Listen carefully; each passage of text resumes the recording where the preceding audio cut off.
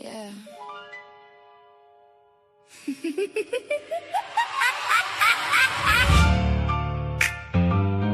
Yeah.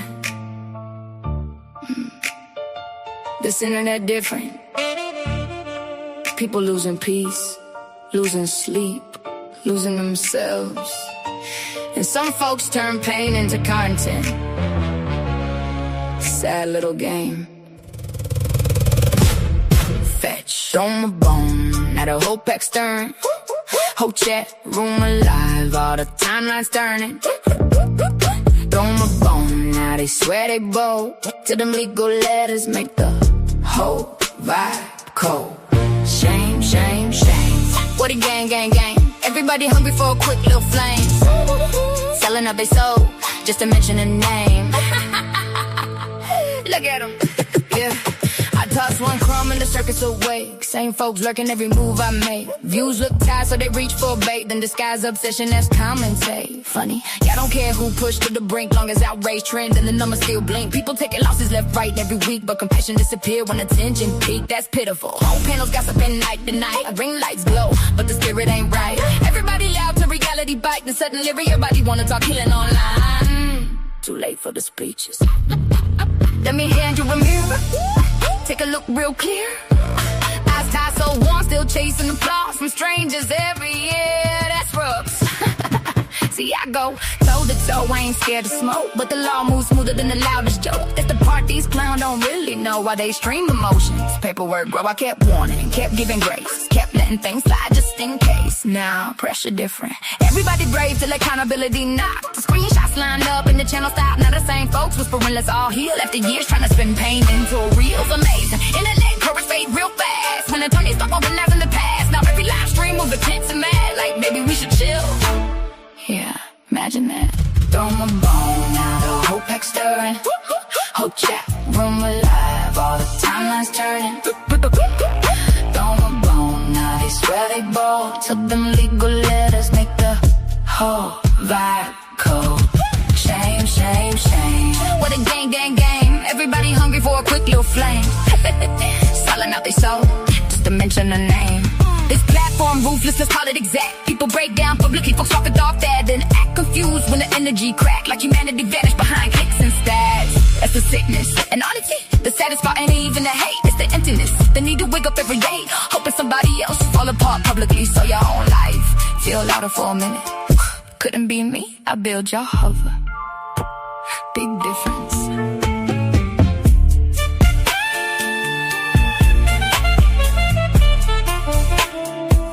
This internet got folks spiritually starving.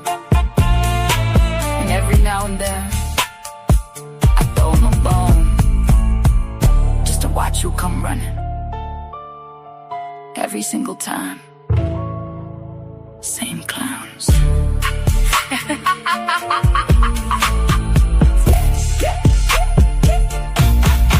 Fetch.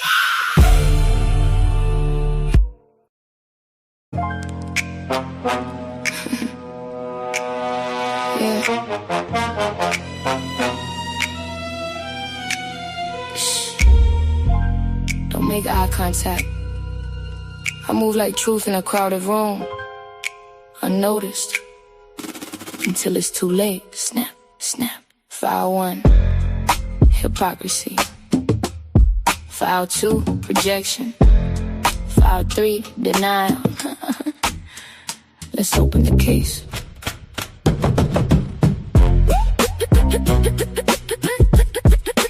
Let's open the case. Yeah. Look in the mirror, don't dodge that truth. All that preaching, but your hands stay loose. Talk accountability till it points at you. Then it's silence when the receipts come through. Karma, don't forget no names. Every screenshot still plays the game. You throw dirt, but you stay the same. I just let facts do all the flame. Yeah, I seen the shift when the narrative flipped. Same voices loud, but they edited clips. Talking moral high ground with a shaky grip. Why they hide their own past in a broken zip. I don't need opinions, I read between lines. Watch how they switch when the pressure aligns. One day love, next day they sign on a pylon wave just to feel the line. But I came from blocks where the real don't fold, where you stand on truth even when it gets cold. Y'all build on hype, I build on soul, then watch the whole story unfold. Yeah, I see it. Don't act holy now. Record scratch, click, click, click, click. Look in the mirror, don't dodge that truth. All that preaching, but your hands stay loose. Talk accountability till it points at you. Then it's silence when the receipts come through. Karma don't forget no names. Every screenshot still plays the game. You throw dirt, but you stay the same. I just let facts do all the flame. Now let's talk energy, let's talk intent. How every movement got the angle is spent. One voice sparked it, then the mob gets sent. But nobody asked where the truth really went.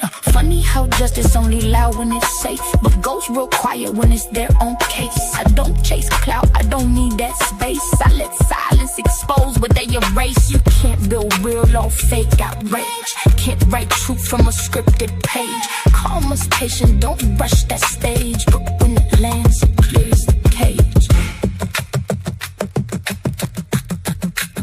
File closed. But the mirror still open. Snap.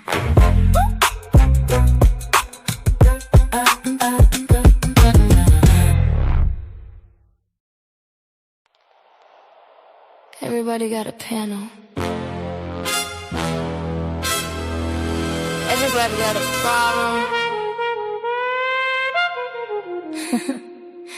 Let's talk about it. Why everybody beefing? Nobody believing. Everybody scheming. Everybody streaming. Started as a work, now the whole thing bleeding. Fake friends switch sides every season. New face, new team, new lie every evening. Everybody hungry for the clicks and the reasons. Views up, drama get the views up. Look, everybody suddenly a journalist now. Microphone tough with the filters and cloud. They don't even know what the culture about. Just smell a little smoke, then it rain in the house. Boxing sector looking WWE. Fake press conference turn reality TV. Started with a live stream, now they selling PPV. Best friends yesterday, now they scream RIP. Cat ding ding ding, another fake rivalry. Cameraman zoom while they build hostility. Comments get toxic, ego get slippery. Now the work turn real and destroy the chemistry. Used to throw punches in the ring for sport. Now they throw friends under buses for support. Everybody got receipts and folders and reports. Whole sector acting like spiritual court. Tight TC spilling all over timelines. Screenshots, leak calls, everybody prime time. No context, just captions and headlines. So get traded for algorithm deadlines. And I ain't saying everybody fake, but let's be honest, peace don't pay. We worked it out, get ignored all day, but I exposed him, get 100K. Why everybody beefing? Nobody believing. Everybody scheming, everybody streaming. Started as a work, now the whole thing bleeding. Fake friends switch sides every season, switch sides. New face, new tea, new lie every evening. Everybody hungry for the clicks and the reasons. Views up, drama get the views up. See the algorithm hunters lurking in the dark, jumping in beef just to build up a spark. Never put work in, never had heart. Now they commentary kings from a Walmart cart. Everybody got an inside source now. Everybody got a truth exposed now. Soon as the views dip low, somehow they manufacture anger just to go fire, bro. It's a circus with ring lights. People losing real friends over click bites. Whole panel screen fights every midnight. Then they text backstage like, you good, right? Girl, bye. But the fans can't tell where the script ends. Creators crash out just to trend again. You can see the pain underneath the grin. Souls exhausted, but they live stream again. How many friendships gotta die for content? How many people gotta bleed for engagement? How many ops y'all gonna create before y'all realize the audience addicted to the chaos too? And the algorithm know it. Why everybody beefing, nobody believing. Everybody scheming, everybody streaming. Whole internet war, but nobody winning. Everybody loud, but nobody listening. Cloud got them spiraling, crashing, tripping, turning fake smoke into real life endings. Views up,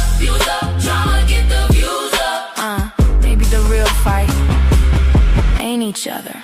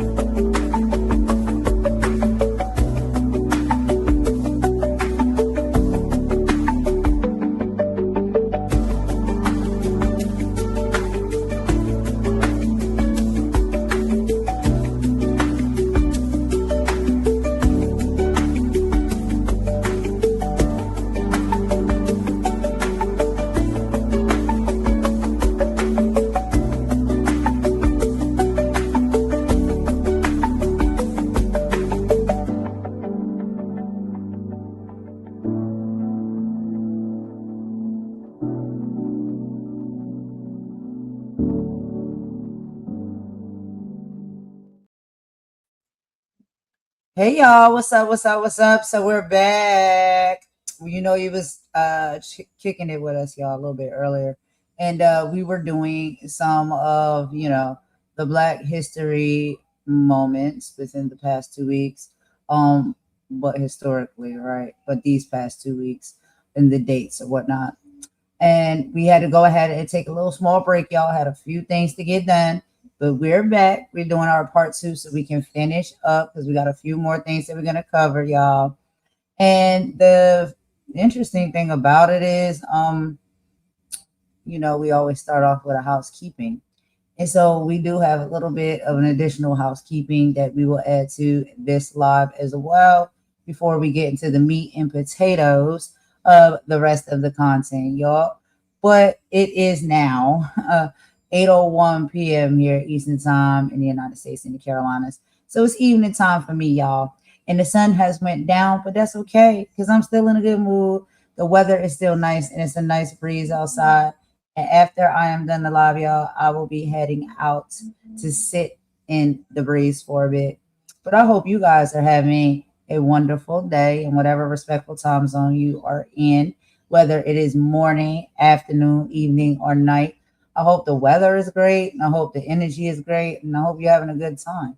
And thank you so much for rocking with us and coming back to join us on this part 2.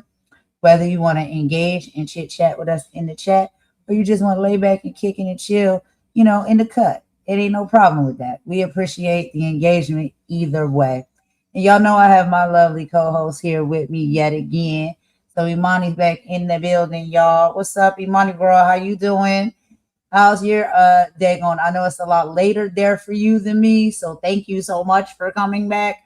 Because I know it's late, but what's going on, girl? What's up?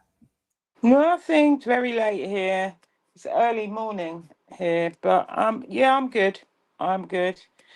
Just it's a little bit hot though, a little bit hot and humid, but I'm fine. I'm fine. Yeah.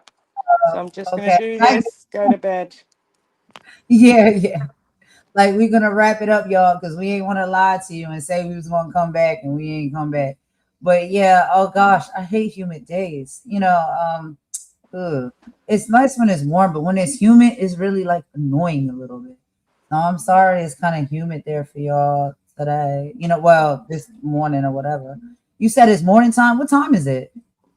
1 o'clock. Oh, it's 1 a.m. Oh, goodness. Mhm. Yeah, that's late. Let's run through this and get through this quick. So before we get into the content, we got a little few things to address on housekeeping. I'm gonna let you start and then I'm gonna chime right in with you, girl. But we can pop it off real quick. Well, I don't know. People seem to have a lot to say, and like I said, legal things are in motion. So only thing I can say is keep talking, keep using content, keep playing recordings you're not supposed to be playing. You will see. You will see what Discord will do. You will see what YouTube will do. And you see what lawyers will do. And let's hope that you don't want to hold on to your house. That's all I'm going to say.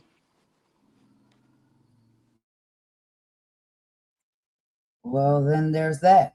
Uh, but yeah, it's not really funny because these things are getting really out of hand on YouTube, y'all. Like, I don't know how else to put it and what more to say. Sorry, can I just cut you there? Yeah, People need to take responsibility for their own crap. What you did has got nothing to do with any other content creator. So don't try and drag others into this. And I'm talking to you, Snoopy. This is about you and your threats. You're the one who talked about my family. You did. No one told you to, but you think you're some Snoopy badass. You think you're some bad internet bee over here. And I told you, you're playing with the wrong person because I deal with my things legally. I go to Discord. I go to YouTube. I go to your justice minister. I go to your popo because you're the one who's harassing and stalking. I don't know what's wrong with you and your husband, why you cannot find better things to do with your spare time. But let me tell you, what you need to do is look up the UK and Irish laws for GDPR. You've taken recordings, you've taken screenshots of messages of subscribers to a Discord. We didn't own the Discord, we only went in there to participate. And you're harassing and stalking and abusing online because you have got some sort of obsession with someone and you're going to pay for it. I promise you, you're going to pay for it. Financially, you're going to pay for it. And you are going to see what the end result is of your little games because you enlisted other people to do this. And people have been investigating all your other little schemes. And people have been grassing up all the other stuff you've been doing. So you see, once I told you, when people get scared, they know they need to tell. And you've been told on. So carry on with your bad self. and that's that. You know what I mean? It's literally that. And what's up, 1-800 Brick City? How you doing? Thanks for coming in. A-Star, thanks for coming in. We appreciate that. And Polo, what's up, Polo? Thanks for coming in. Carlos, my boo. Hey, baby. Thanks for coming. And I know just recently you said what you said. But yeah, like we had to say, here on the housekeeping, it's just that, people like to throw rocks and hide their hands. And I think it's real cute. It's real cute that you like to do that. And you like to paint a narrative that people are attacking you and harassing you and threatening you. Yeah. Okay. Let's run the tape. Let's run the tape because you know exactly what you did. You know that you're the one and y'all are the individuals who started it. And people kept asking you nicely multiple times, stop talking about us and leave us alone. And you didn't want to stop. And so when you don't stop and you don't heed the warning that's kindly and nicely presented to you, then you will get whatever it is that comes next.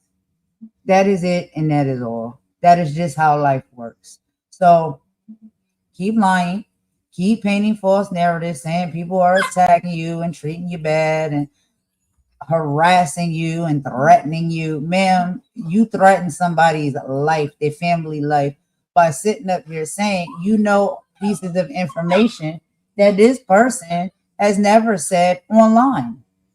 This person has never talked about any of their family information online to you or the likes of you or the channel. And so for you to sit up there and say that you have information about this person's family that lives in a whole nother country, then what can we deduce from that? That you are looking up people's information and you are trying to intimidate people. And what we're telling you right now is you will not intimidate us, and you don't to get away with doing those type of things, because there are consequences that comes with doing those type of things. So don't get upset when somebody is just going to hit you back after you trying to hit them. Go ahead, Imani. And you brought it to YouTube. You brought it to YouTube from Discord to YouTube. Just remember that. But look up GDPR whilst you're at it, in case you and your husband have nothing to do.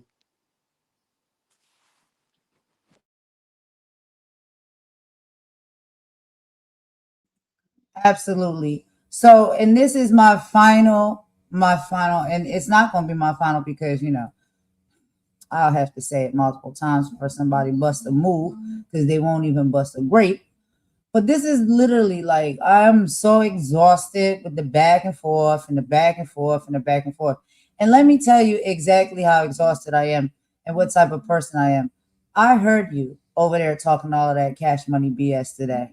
And I came over to your channel, sure did, because I come to people in the face.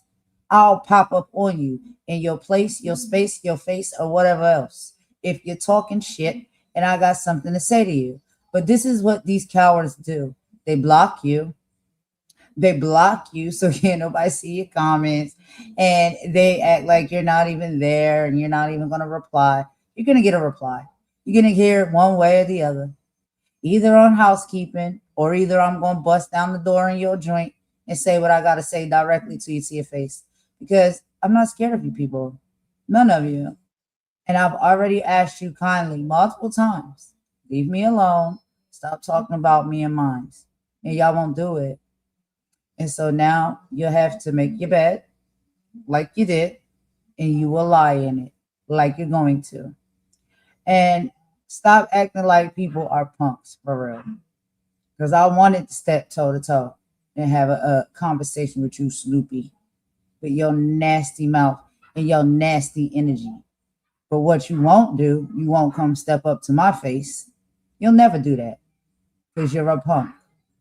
You want to talk about me. You want to talk about my family. You want to talk about my mother. You want to talk about my son. You want to talk about my parenting skills. You want to talk about my people. No, ma'am, you don't get to do that. And you'll see just how much you don't. But don't ever for once think that I'm a punk and I won't step up to your face and have a conversation with you and any of your other minions that run around with you as well. I'll pop up on all your channels and y'all know it. Nobody's scared of y'all at all. So stop it. You will not sit up here on this daggone platform and bully anybody. We're over here doing our content, how we do it, minding our business. We suggest that y'all find some content to make and mind your business. But we are your content. Let's be very clear about that. And if anybody wants to play a game, go to these people's channel and watch how many times they bring up our names and talk about us in content. And you tell me who needs who for content. Huh? That's embarrassing. You're embarrassing yourself. Because anybody who scroll back on all of your lives and all of your videos and everything that you ever talk about when you go live, is always you bringing somebody else's name up and talking about them in your video. That is your content. Your content is always talking about somebody else. And you damn sure talk about us a lot. So, excuse me, ma'am. We will proceed like we do with actual content, but that is our housekeeping. And as we did have to sweep up a little bit of cobwebs earlier, we did have to say some things about Lady Letitia. And Lady Letitia, shame on you. Shame on you. Because I already told you, and I'll say it again like I said in the part one. I told you I didn't have no problem with you. And you don't see me sitting over here talking about you like that.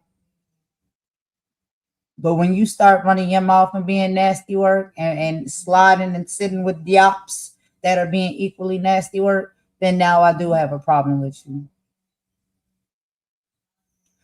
So like I have Oh, don't asked y'all. worry, Golden. She's on the list. She's on the list as part of them. She's on the list as part of the people helping with the stalking. because she Hmm. has nothing to do with this, but she wants to run her gums. So carry on running your gums because YouTube will be reviewing your channel as well. Right. And we're not talking about the black tea sector list. Totally different list. But anyway, y'all, let's move on with the content. I think that pretty much wraps up housekeeping for this episode, y'all. So let's go ahead and pick up where we left off. So of course, y'all know we were talking about Black history, and we were going through the 2 weeks or whatnot. We missed last week, and we're doing this week as well. So we finished off at about June 10th, 1980. I'll go ahead and let you take that one over, Imani, because this is on the global side of the Black history, and I'll let you go ahead and report on some of that, and we'll play the videos we have for the topics that come along. So to Steve Biko, let me see. Hold on a second. Where am I? It's Robert Mugabe. Am Oh I saying yeah. that right? Sorry, it's Robert Mugabe. Yeah, Yeah, Robert Robert Mugabe. Mugabe. Had the wrong document open. Sorry. Here we You're good. go. Yes. So we're gonna start. We just finished Steve Biko. And we were at Robert Mugabe. So on June the 10th, 1980, Robert Mugabe addressed the newly independent nation. Now, I don't know if you know, Zimbabwe was formerly called Rhodesia. So on June the 10th, 1980, he said, we witness the heavy, beautiful task of nation building. Following Zimbabwe's hard-fought independence and the end of white minority rule in Rhodesia earlier that year, June marked the concrete beginning of rebuilding. This moment represented a mass beacon of global hope for African self-governance while showcasing the deep complexities of post-colonial leadership. Now, what was Rhodesia was exactly, similar to the rule in South Africa. And on June the 10th, 1980, they gained independence and the country became Zimbabwe. Then we moved to June 11th, 1990.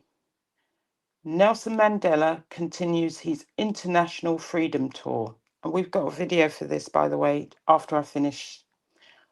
On June the 11th, 1990, the world witnessed the victory lap of a revolution. Fresh out of his 27-year prison sentence, Nelson Mandela hit the international stage on a massive global tour.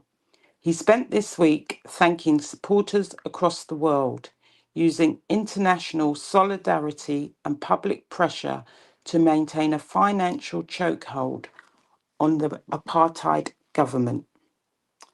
And I think you have a video, Golden. Yes, we do. So let me go ahead and pop this up real quick, y'all, so we can just show y'all a little bit of what we're talking about. And I know, some people are more visual, so we like to go ahead and provide videos as well. So let me get this up on the screen. We'll watch this together. It's not that long. It's about 4 minutes and 24 seconds, y'all. So let's go ahead and get into it. Give me just a second to get everything set up here. And we'll hear a little bit about the background and the history of when it comes to this. Give me just a second. Make sure I got all my settings up here properly. All right, y'all. Here we go. Let's get into it, and we'll meet y'all in the chat.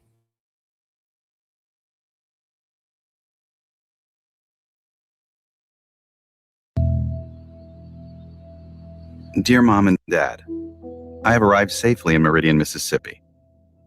This is a wonderful town and the weather is fine. Wrong video. I wish you were here. The people in this city are wonderful, and our reception was Hold on, let me see. Hold on, y'all. Give me just a sec. Let me go back to it. Okay, got it. All right, my bad, y'all. I have it on, the queue or whatnot, and so I hit the wrong one up on the screen. All right, let's get into this one real quick first, and then we'll get into that one. That will come second, okay? My bad, y'all. All right, let me take that one down and pop this one up there. All right, here we go. Here we go.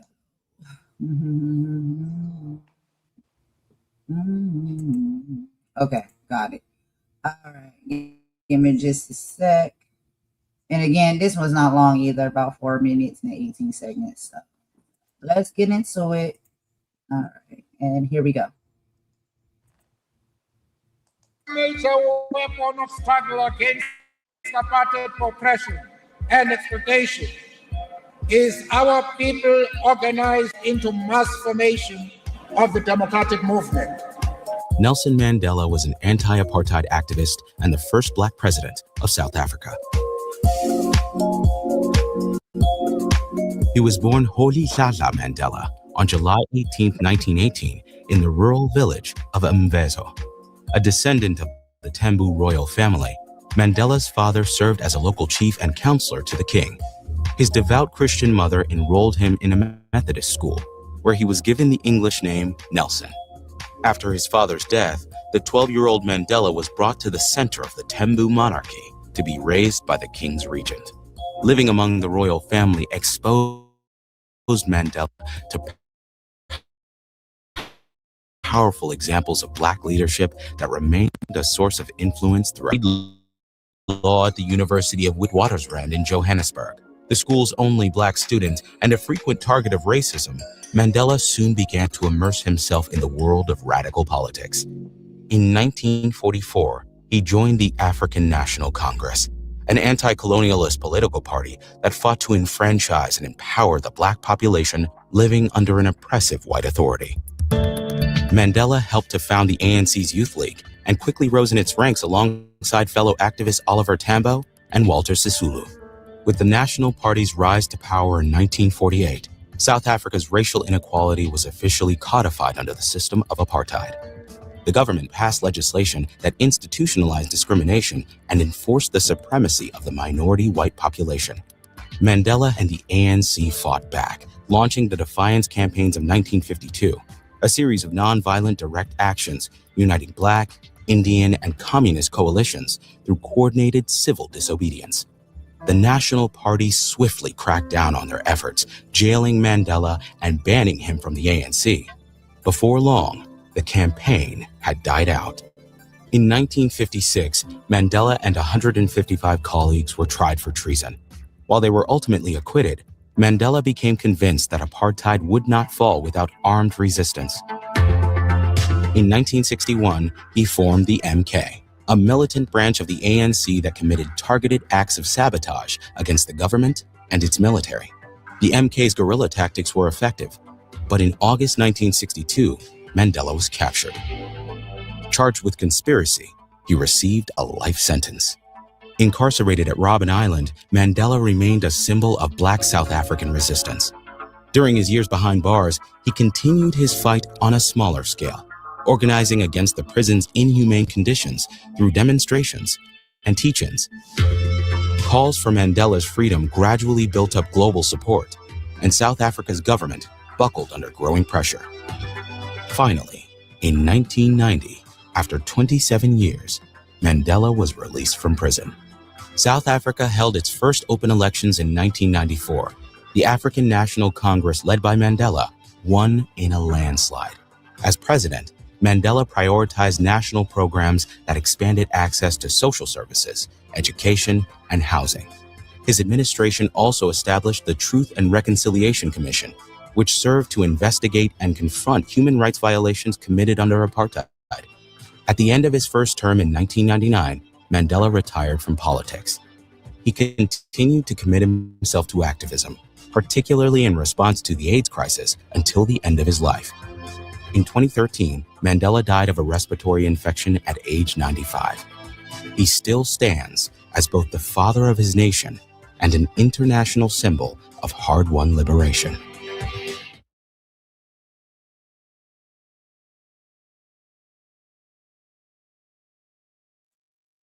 All right, y'all. So that was just a quick little video that we wanted to play for y'all real quick before we get into the next topic. And I did start playing that video too soon, y'all.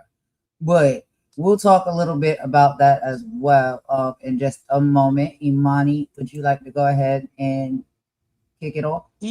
Yeah, but prior to that, on June the 12th, because we're doing the dates that run from the 8th to the 14th, on June the 12th, 1964, the Rivonia trial verdict was delivered.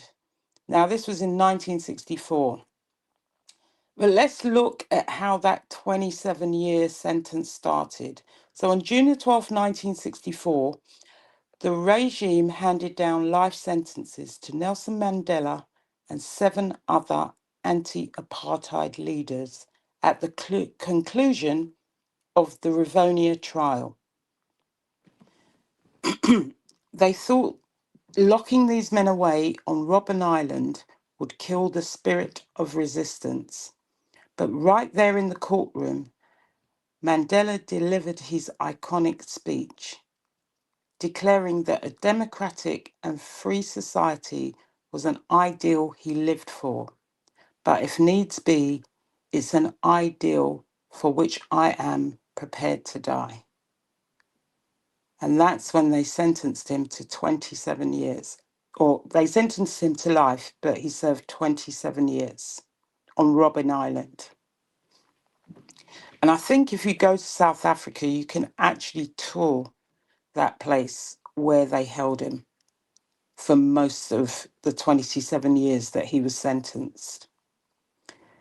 Then, June the 13th, 1986, the global anti-apartheid movement gained momentum. By June 13th, 1986, the sacrifice that sparked a worldwide wildfire, the global anti-apartheid movement reached a boiling point as activists across the United Kingdom, the Caribbean, Africa, and the United States united to demand strict economic sanctions.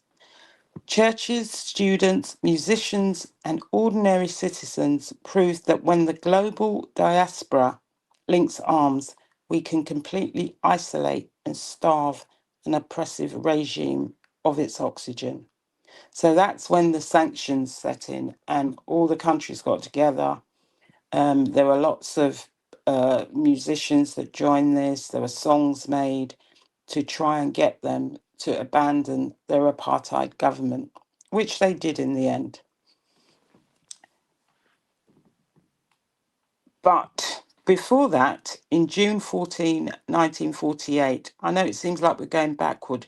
This is when apartheid officially began in South Africa. And we got to remember why the fight was so relentless, because on June the 14th, 1948, the National Party formally implemented the statutory framework for apartheid. This wasn't just casual prejudice. It was it was a highly organized legal system designed to institutionalize segregation and strictly control where Black South Africans could live, work, and travel. So they basically had to have passes to leave town. If they worked in another town, they had to have a pass that allowed them to move from place to place. If they didn't have a pass, they could be arrested. Hence how they arrested Steve Biko, because he was moving, because he was talking to people throughout the region. He was caught in the back. They used to put him in the back of the boot of a car to drive him around because he didn't have a pass. But anyway, it was institutionalized oppression, but it also ignited one of the greatest freedom struggles history has ever seen. Now, this really, trigger warning, because on June the 16th, 1976, we saw the Soweto uprising. Oh, sorry. Am I? Yeah, I'm in the wrong week. Sorry. Sorry. Actually, that's the end of it. It's back to you. Okay, and then we had, yeah, I'm here. We just have one more video to show real quick before we move back into the U.S., y'all, for our second week of history. But we did have to talk a little bit about the missing volunteers in the Freedom Summer in the American experience. So that was a video that I started playing at first. We'll go ahead and just play that, and then we'll get into a little bit more of our readings here. So hold on, y'all. Let me get this one popped back up, and then we will watch that together and meet y'all in the chat.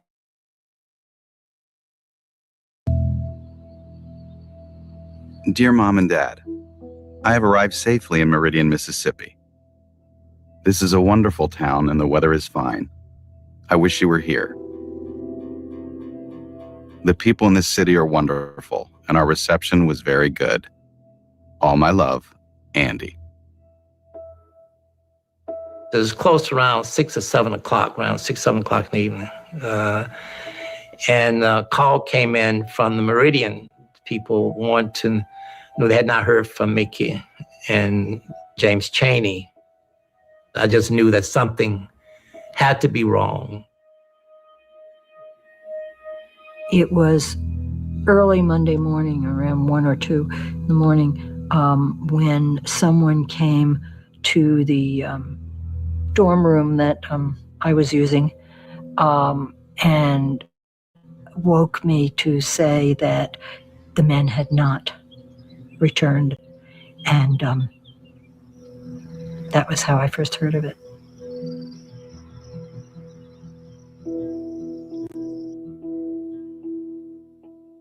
Everybody was to come into the auditorium for this session.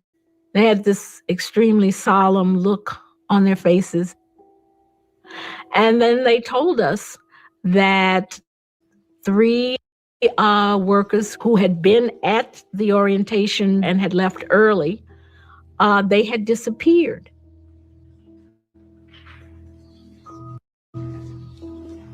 I urge people to contact their families and have their families contact their congressional people to indicate that we believe that there certainly was a possibility, given the fact that so many hours had gone by and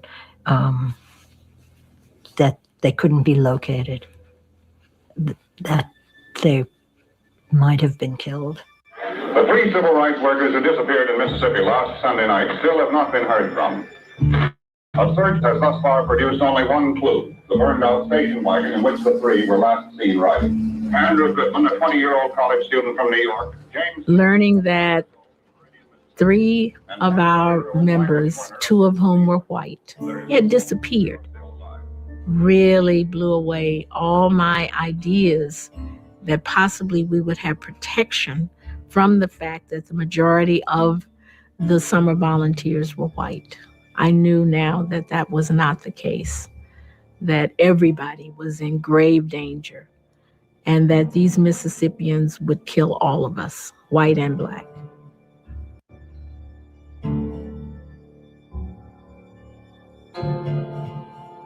Bob said that there is no guarantee that you will get out of this summer alive. So just know that. It's up to you if you want to continue on. So he left us all to the phones, and we all went. We were told to call home. Did you talk this over with your parents before you made the decision? Yes, Fred. I discussed it with them, and they felt, of course, what I feel, it is fear of what might happen there. My mother and father did not ask me to come home. They asked me to do what I thought was right. So I boarded the buses. I'm going down to Mississippi. I'm going down a southern road. And if you never see me again, Remember that I had to go. Remember that I had to go.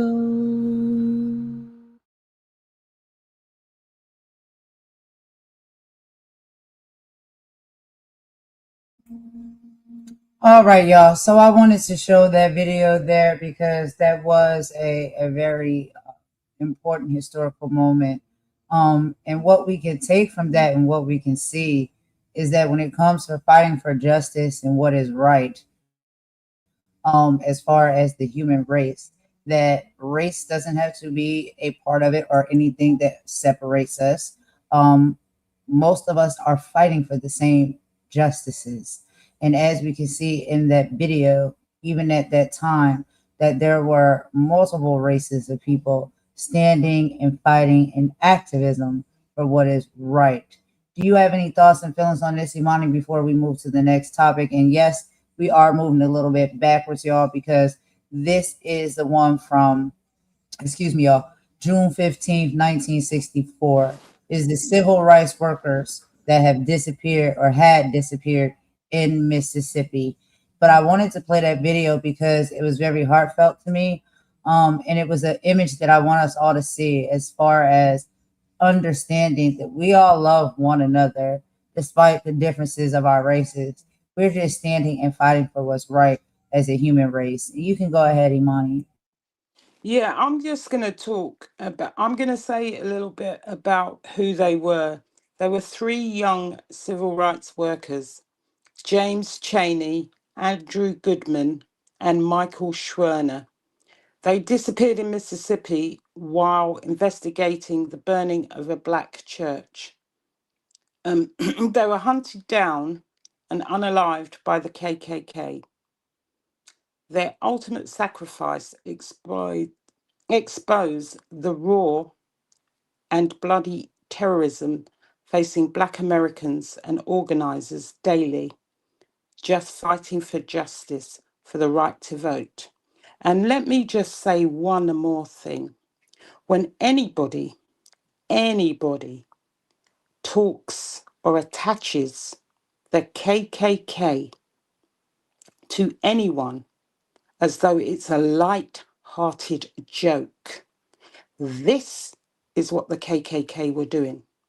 So when someone attaches Maggie's name and says she's part of the triple K sector, or you casually talk about people being part of the KKK sitting in our chat, we don't find you funny, because this is what they used to do. Unalive people, burn churches, burn people out of their houses. And if you think it's a joke to put that on someone's name casually, because you think it's content, because you think you're getting at Maggie, we're not amused. And you know who did that. It was you, Snoopy. You who thinks it's funny to attach the KKK to someone's name. We're all laughing now, aren't we? And I'm sorry if I'm a little bit emotional, but I just had to tell you that, because they find this content to casually throw the KKK as a label for a black woman. Anyway, sorry, Absolutely. Golden, you can move to the next topic, or if you got anything else to add. No, I absolutely agree. You know, I've heard that. I heard it. We all heard it. And these are the things that we're talking about when we have issues with this said individual and we feel a certain type of way about her content and the things that she says and she does. Do you fully know what you are speaking on before you just throw people into a group that you know what? Nothing about, something about? Why would you partner someone with that if you knew the actual true history of how that group of people move and operate? It doesn't make any sense to me. It seems that it comes from a hateful place. But we're going to be moving on to the next topic now. And so, y'all, like I said, I did want to show that video And so because I showed that was the civil rights workers that disappeared in Mississippi, and that was June 15th of 1964. But let's go on back now, y'all, and we'll tap into the next the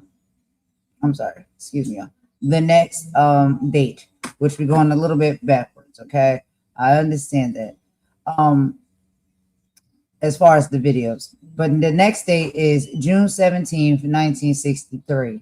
The Supreme Court rules against school segregation tactics. So on June 17th, 1963, the legal system struck back against systemic stalling. The Supreme Court struck down the sneaky, creative legal tactics Southern states were using to avoid school desegregation, post the Brown versus Board. The message that week was clear. Segregation cannot continue under new disguises. Loophole season was officially closed because justice delayed is justice denied. And when it comes to that, let me check here and see. No, we don't have, I believe, a video on that. So let's keep moving forward. We also you got the videos for the next one. Yeah, it's the next one. We got the video. Thank you, girl.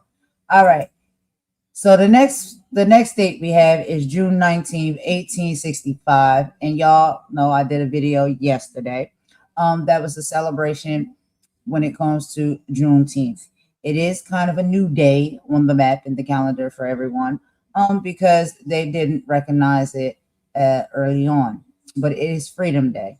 So June 19th, 1865, which is considered now to be Juneteenth, Union troops arrived in Galveston, Texas, enforcing the Emancipation Proclamation to inform over 250,000 enslaved Black Americans that they were free. More than 2 years after, the paper proclamation was signed. Juneteenth reminds us that the freedom on paper is not always freedom in practice. Our ancestors got free because armed troops showed up to enforce it, making this America's second Independence Day and a federal holiday as of 2021. And yes, y'all, we do have a video that we're going to show when it comes to that. So let me go ahead and pop that up real quick, y'all. Give me just a brief second and we'll get into it. And if y'all have not checked out my live from yesterday, we did something a little cute and a little fun when it comes to Juneteenth. We did do some of the history about Juneteenth, but we also did a few popular, cookout recipes and cocktail recipes. Because, we like to turn it up, y'all. We be having fun on Juneteenth. And for Juneteenth this weekend, I actually will be doing exactly that. Hanging out, y'all, at a cookout, at a party, having a good time. Okay. So that's why I went ahead and did my Juneteenth video early on to share with you guys and have on the platform. But let's get into this video real quick and we'll meet y'all in the chat.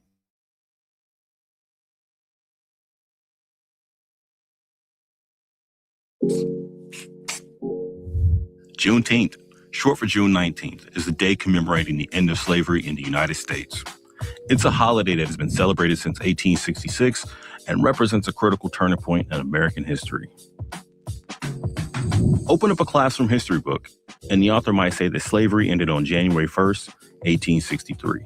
The day when President Abraham Lincoln issued the Emancipation Proclamation, it established that all enslaved people in the Confederate States in the rebellion against the Union shall be thenceforth and forever free. Of course, the proclamation stated this, but it did not instantly free any enslaved people. It would take another 2 years for slavery to end in the United States.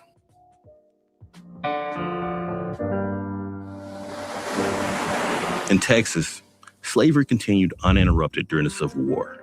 The state wasn't involved in large-scale battles, and there wasn't a real presence of Union troops. 2 months after the war came to a close, U.S. General Gordon Granger arrived on Texas soil and read General Order No. 3. The people of Texas are informed that, in accordance with a proclamation from the Executive of the United States, all slaves are free. Granger's arrival marked the freedom for 250,000 enslaved people in the state. Although emancipation didn't happen overnight, celebrations broke out among newly freed Black people. Juneteenth was born. The following year, freed people in Texas organized the first of what became the annual celebration of Jubilee Day on June 19th.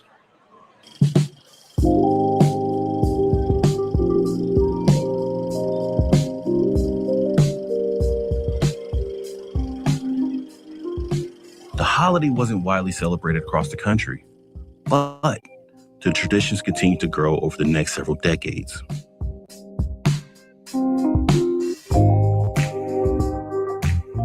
By 1979, Texas became the first state to make Juneteenth an official holiday. Finally, in June 2021, Congress passed a resolution establishing Juneteenth as a national holiday. And now we take you live to the East Room of the White House, where President Biden is going to sign the law making Juneteenth a national holiday. All right.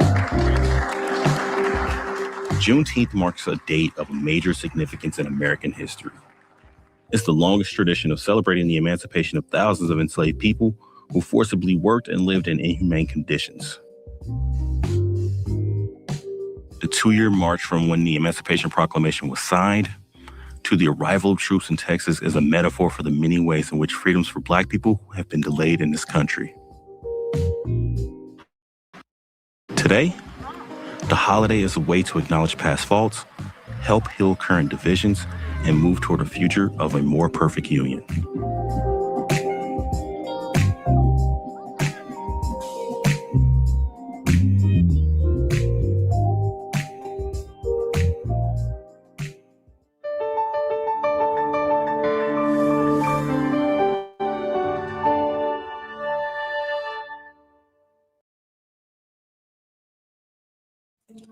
All right, y'all. So I just wanted to go ahead and play that quick little video when it comes to Juneteenth to give a little bit of history and backup or background or whatnot about the holiday.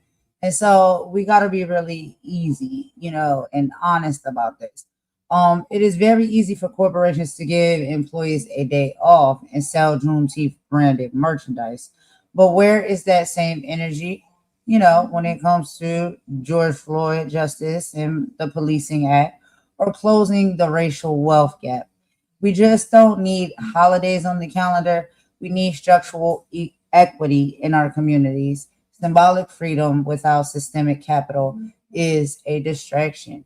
It is a fun holiday and we do celebrate it, but we also stand and we march for the justice and the equality that we are still looking to see. Did you have any thoughts and feelings on that, Imani, before we move on to the next topic? No, I know they celebrate it in the Caribbean. We don't really celebrate it in the UK because I think it was at a different date. I think it was earlier in Europe. Yeah. I haven't actually looked that up properly, but we do have the Windrush generation and the stuff we celebrate when people migrated to the UK. Yeah, we talked about that. And, we're going to incorporate a little bit of that as well. We touched on it a little bit in one of our previous lives, but we'll incorporate some more of that as well into our lives when it comes to the history, because this is history that we try to, y'all, and we can't get everywhere. We can't get everywhere in the globe, y'all. We try, but we do a lot of, the monumental things historically that have happened, not just in the United States, but globally. But by speaking with you, Imani, and we have had some great conversations together, that was pretty interesting to know, because that's something that I was actually not informed about, is that there is a celebration of Windrush, you said it is? And Windrush. It's kind of like similar to like when we celebrate Juneteenth a bit, because there's barbecues, parades, cookouts, and all of the things, right? And so we need to know, what I'm saying, like what our fellow brothers and sisters are celebrating, why they celebrate it, and when those times come along. So we'll get into that. We'll be able to cover that as well. Let's go ahead and move on to June 20th of 1967, y'all. Anybody out there who like a boxing? Muhammad Ali conviction overturned, begins moving through appeals. So this happened during that time, y'all. Let's go ahead and get into a little bit of this. All right, so on June 20th, 1967, heavyweight champion Muhammad Ali took his fight from the ring to the courts. After refusing military induction during the Vietnam War on religious and moral grounds, his conviction began moving through the appeals process. Ali famously stated, "I ain't got no quarrel with them Vietnam Congs." And that is, just short abbreviation for what it is he was trying to say. He sacrificed his titles, millions of dollars, and his physical prime standing against a war abroad while his people were denied basic human rights at home, paving the way for his unanimous Supreme Court victory in 1971. Now, when we talk about this, y'all, and let's take a look, we may have a clip. Let me see.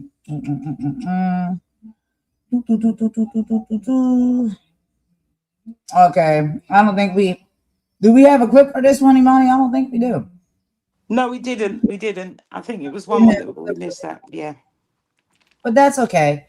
So basically, what this is saying here historically and how we can pay attention to how it connects in current time. Look at how we treat athlete activists today. From Colin Kaepernick kneeling against police brutality to modern athletes using their platforms to speak on global conflicts. The corporate and the political backlash remains identical. They love Black entertainment, but they hate Black conviction.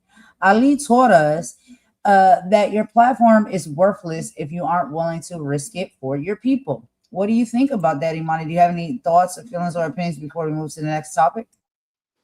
I think with this, there were mixed views because obviously it was about the war, and I think later on down the line he was proved right. I think it's really hard for sportsmen. I think, do you remember the Olympics? I can't remember what year. I think it was just before the war started when they did the Black Power sign, when they won the medals. It was the US Right, athletes, right. and they Yeah, and I they got remember a that. lot of stick for that. But that was Yeah, prior to the second, I think, the Second World War, and I think it's very hard for people to separate the sportsman from the person, and many of them do have political views.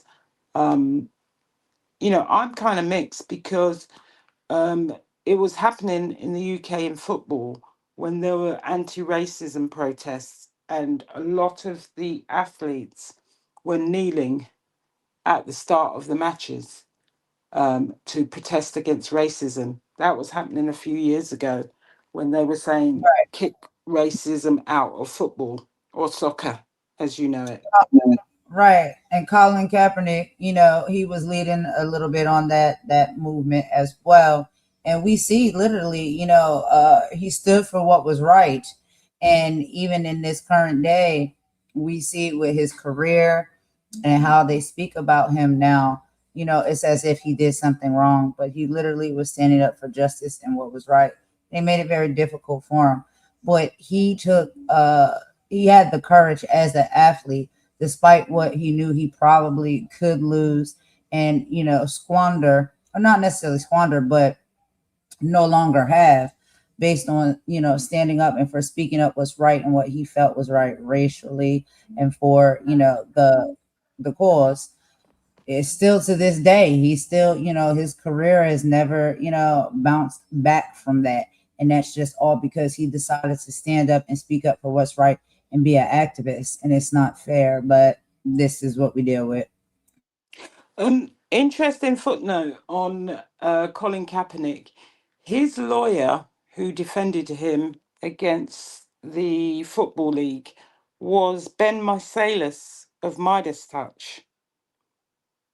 I don't know if you know that. Wow. Yeah, I think we did have a little chit chat about that. So Ben was his lawyer during that time? Well, Yeah. okay. And then You they know, then made Ben. And then they then made a documentary about police brutality in one of the LA counties. It's actually on Midas's platform, but they financed a video about police brutality and corruption. It's somewhere in LA. I can't remember what county it is, but I think it's the county that Colin's from. And there was a lot of stuff going on with the police there. But yeah, that was his lawyer. I can look that up. That is so dope. I'm gonna look that up and get us some more information on that. Because y'all know we love being, and Ben really speaks up and sticks up for what is right. So I'm not even surprised that that was his lawyer and his representation when it came to that. And he did a great job by that, by him when it comes to legalities and stuff. But the way the organizations and society is set up, it's just they still have been giving him a hard time because he stood 10 toes down about what is right and what is fair when it comes to his people. But let's go ahead. You want to move right along now? Let's get into the next topic.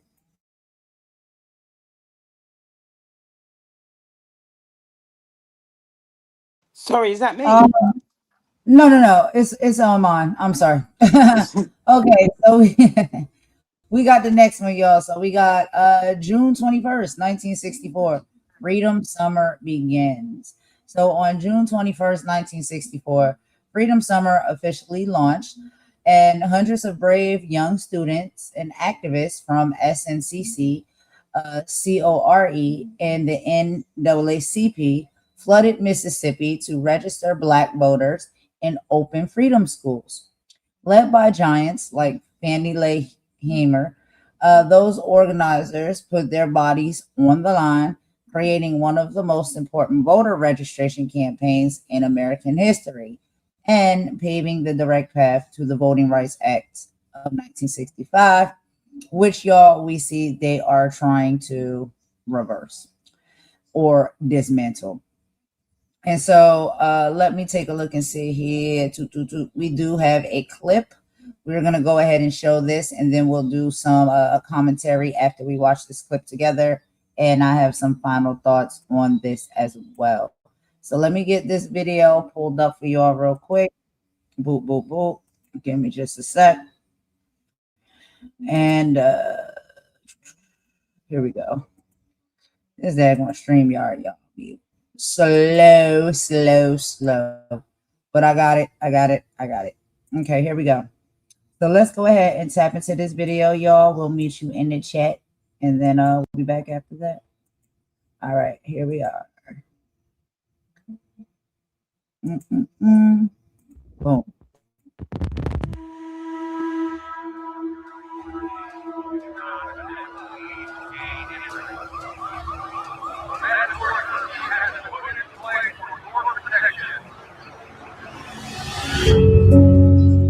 By the 1960s, the civil rights movement had been in full gear for almost a decade. But institutionalized discrimination against Blacks remained part of everyday life, especially in the South, and violence against Blacks was escalating. 1963 resulted in significant new momentum for the movement, and media coverage increased awareness across the nation of the ongoing violence. Governor George Wallace tried to defy the course by refusing to integrate Alabama schools and universities. President Kennedy sent civil rights legislation to Congress. Civil rights activist Medgar Evers was gunned down in his own driveway. An estimated 250,000 people attended the March on Washington, a peaceful rally on the National Mall in Washington, D.C., to hear Martin Luther King, John Lewis, Philip Randolph, and others advocate for the civil and economic rights of Blacks. Tragically, 1963 ended with the assassination of the sitting president. Newly sworn-in President Lyndon Baines Johnson actively pursued Kennedy's civil rights agenda. Building on this momentum in the summer of 1964, civil rights organizers recruited thousands of volunteers to help register Black voters. The campaign was focused on a state with one of the largest Black populations in the country and a horrific record of minority persecution: Mississippi. This project came to be known as Freedom Summer and was marked by blood, tragedy, and triumph.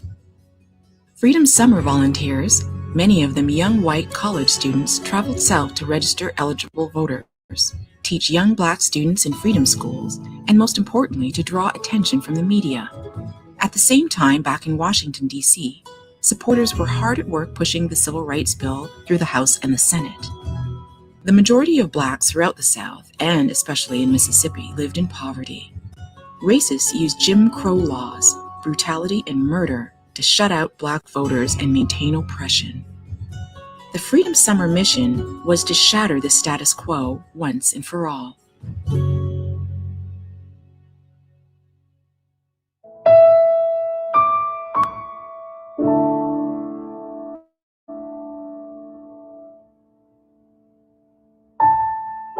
Freedom Summer succeeded in its mission to register voters and shine a glaring light on racial injustice. The success came at a great cost, with Freedom Summer activists and the Black community under attack through bombings, beatings, and arrests. Over 1,000 volunteers were arrested, with many beaten by mobs or racist police.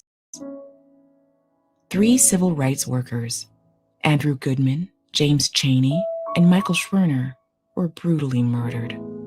Their murders launched an FBI manhunt in an operation known as Mississippi Burning. The killings and unrest brought national attention to the civil rights cause and created an outpouring of sympathy. Voter registration drives and marches kept the issue of Black discrimination in the public mind, paving the way for the important Voting Rights Act of 1965.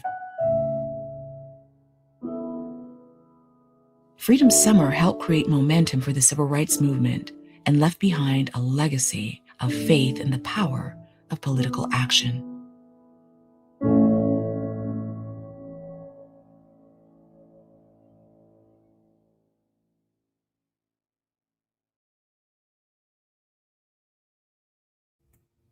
All right, y'all. So thanks for rocking with us with that quick little video right there. And I just have a few final thoughts on this topic, and then I'll see what Imani has to chime in on. And then we'll also go back and segue into global Black history. But we got to think about this, y'all. Freedom Summer was a direct war on voter suppression. And today we are facing the most aggressive wave of voter restrictive laws since Jim Crow's strict ID mandates. The closing of polling places in Black neighborhoods and bans on handing out water to people waiting in line for hours. The battleground hasn't shifted. It's still the ballot box, and the stakes are just as high. And we have to remember, y'all, and we talked about this on previous lives, they're trying to gerrymander the districts. And so that also has a big effect on votes in certain areas as well. But that's like literally all I have to say on that. Imani, do you have any thoughts, feelings, and opinions before you get into the rest of the week? Well, the second part of the week for the global Black history. Yeah, I mean, Freedom Summer really is a reminder that democracy is not self-sustaining. Every generation must decide whether it will protect equal access to the ballot box. And like we said, the courage of those young activists and local communities should inspire people around the world to keep fighting for justice, equality, and the right to be heard. And, you know, every American should have the right to vote without fear or intimidation or discrimination. And hopefully people keep fighting for those rights. I absolutely agree. I really do. And as we've been reporting as of lately, you know that with everything that's happening under this current administration, we're seeing how it's literally, you know, going backwards. And so we see when we talk about and we speak about, and we're very serious when we say, like, they are trying to take us back. We're not saying that because we want to be difficult. We're not saying that because we want to just have something to fuss about. We're saying this because if you pay attention to the history and what a lot of our ancestors have fought for, and where, the wins that some of our ancestors were able to make, and seeing those things being stripped away from us in current day in 2026, then it's like we have to pay attention to the fact that that's literally what they're trying to do. Take us back to a time before any of these dates when we didn't have any of these things in place. Okay, we didn't have any of these laws or any of these movements in place. And so yes, that's why we do it. That's why we talk. That's why we feel as though our history, when we do our Black history and stuff, it really ties into a lot of the things that we report on politically when we do our politics coverage, and we make the commentary that we make as we watch that and present that to you guys as well. There are a lot of similarities, and the history is here for y'all to see. What's currently happening, we bring that for y'all to see, and we can deduce that, what else is it looking like? It's looking like they're trying to take us backwards. But anyway, y'all, that is just a few little things that I just wanted to add in. So Imani, do you want to get into the next week here? Let me see where we are at. Are we getting back into the global, right? We're going back to the global politics here. I believe that's all I have for the second week when it comes to the US history. Now we're going to do the second week when it comes to the global. So I'll let you hit that one off, girl. Right. So we'll start with June the 16th, and we'll talk about the Soweto uprising in South Africa. It's one of the most powerful and tragic turning points in modern history. On June the 16th, 1976, the Soweto uprising took place, and up to 20,000 South African school children, remember, took to the streets to protest the apartheid government's decision to force Afrikaans, the language of their white suppressors, as the compulsory language of instruction in schools. What happened was these children started marching, and then the police opened fire with live rounds. They unalived hundreds of children. And there's an iconic image of 13-year-old Hector Peterson's body being carried through the streets that the world saw. And it turned global opinion permanently against apartheid and marked the beginning of the end for the regime, although it still took them about 4 years to start doing sanctions because they were shocked. Hey, but it did start, and it was that image of that boy being carried. I think he was being carried by his father, but they were literally school children that they unalived. And I think you've got video, and trigger warning on this one. Okay, let's see here, y'all. I believe we do have a little clip. Is this one going to be the Pilots of the Caribbean? No, it's the Soweto uprising. I thought you had something on the Soweto uprising, or did we I don't not? think we have, no, we didn't have anything on that Oh, one. yeah, I think maybe I thought it was a bit distressing actually to do. It was. I remember we Yeah. talked about it. He was like, I don't know, this might be too much to play. So I think we choose to keep that one out. So yeah, we can move forward with the next one. Yeah, but you can go and I mean, if you Google it, if you just search on YouTube, you can see the photos of the children dancing and singing before they start unaliving them with live rounds. It is quite distressing. So I would advise people to be prepared for what you see.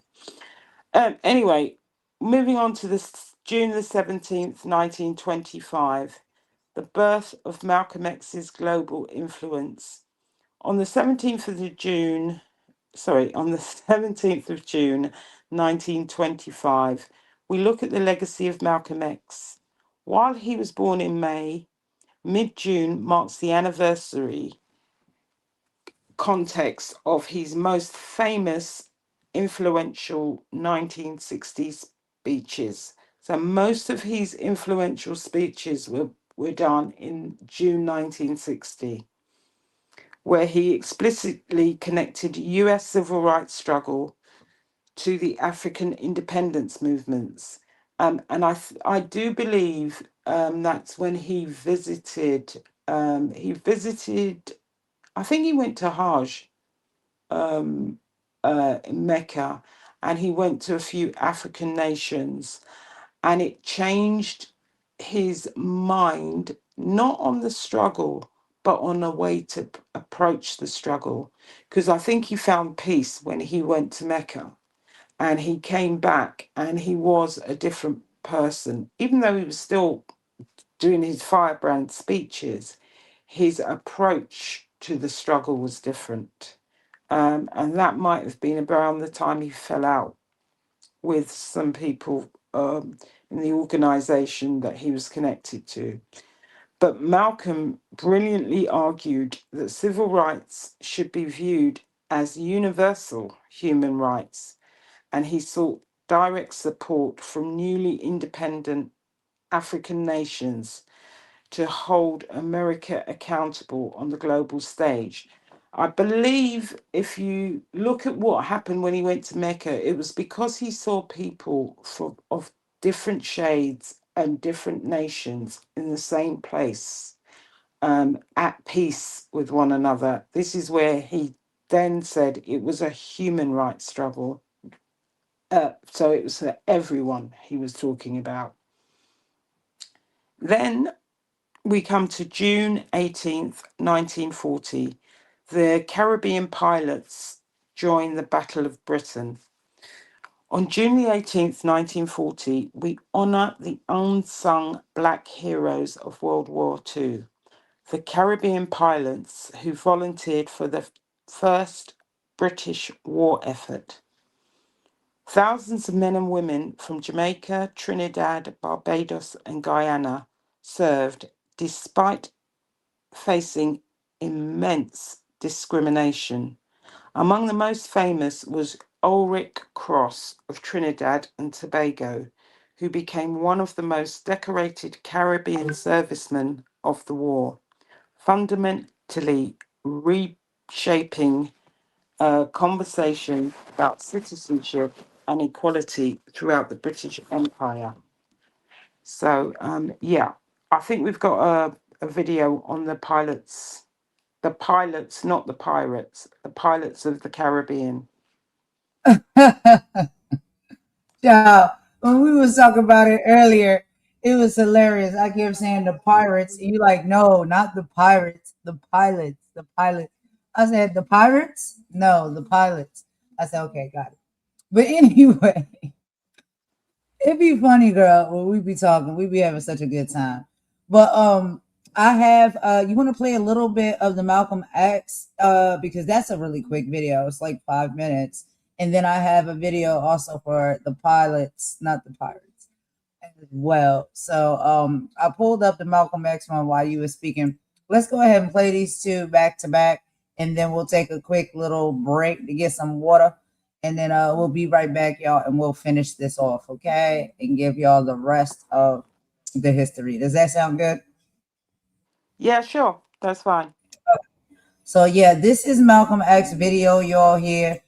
And this is from, like we just reported on, from 1965.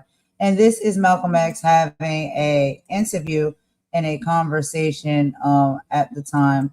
And you can see and you'll hear for yourself some of the things that he had to say when he had a little bit of a change of heart and change of mind after traveling the globe and seeing that we are all really one people all over. But let's get into it, y'all, and we'll be right back.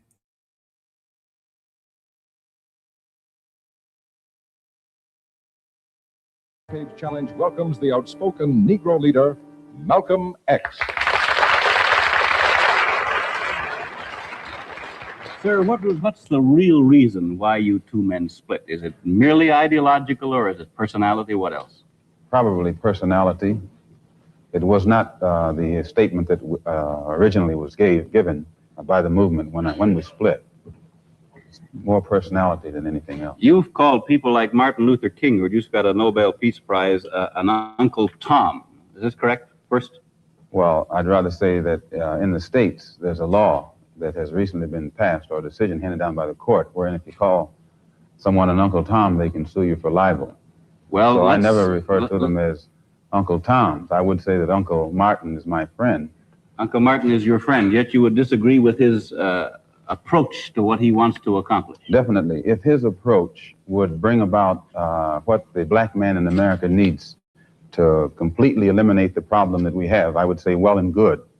But I very much doubt that anyone who adopts the approach that Martin Luther King has been teaching to our people in that country can point to any meaningful gains that has actually served to solve the problem. Black Muslims have sometimes, whether you have or not, and I think probably you have sometimes, it seemed to me, been preaching hate to meet hate.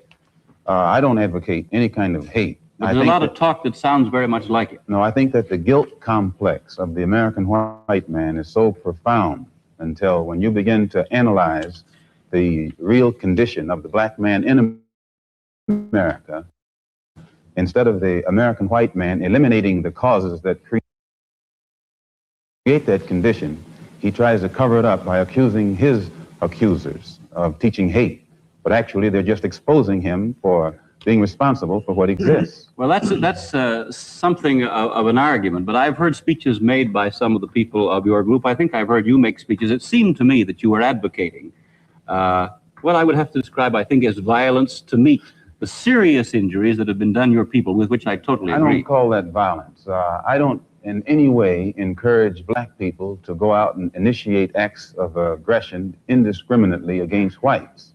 But I do believe that the black man in the United States and any human being, anywhere, is well within his right to do whatever is necessary, by any means necessary, to protect his life and property, especially in a country where the federal government itself has proven that it is either unable or unwilling to protect the lives and property of those human beings. Just before Pierre takes it, you've got a pretty good fighter and the world's heavyweight champion lined up with you to help out. Yes, Pierre.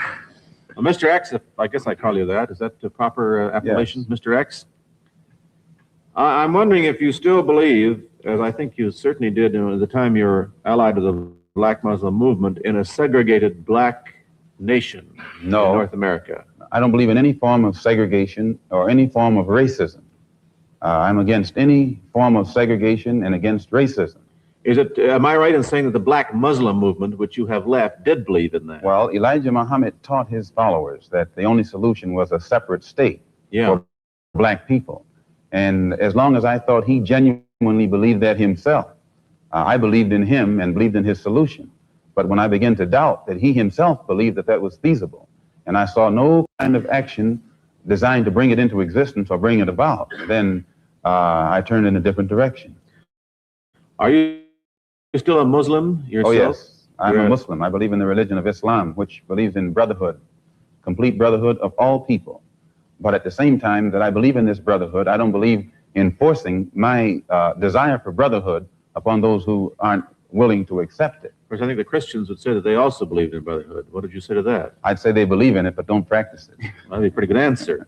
Sir, when the muezzin goes up in the minaret twice a day, he cries to the world, there is but one God, and he is Allah. Do you deny that there is a Christian God? The muezzin does this 5 times a day. 5 times, and I only heard him twice. Well, you were fortunate to hear him twice. But he does this 5 times a day, and the same God that he says that he expresses the existence of is the God that the Christians profess to believe in themselves, and the God that the Jews believe in. One God, the creator of the universe.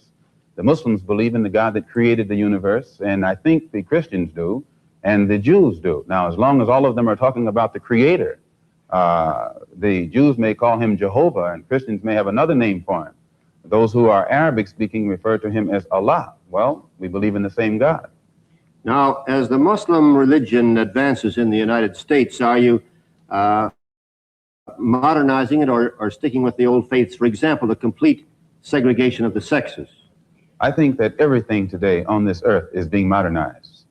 religious principles and practices, as well as political and other things.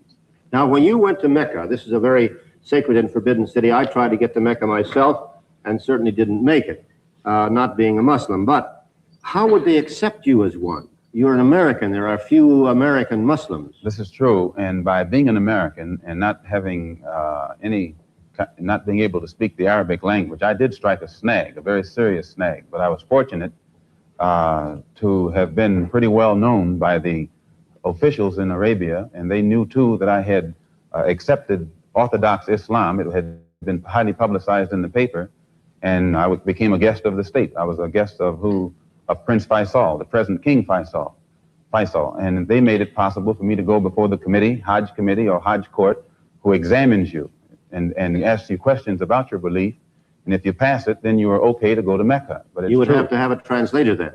I had one.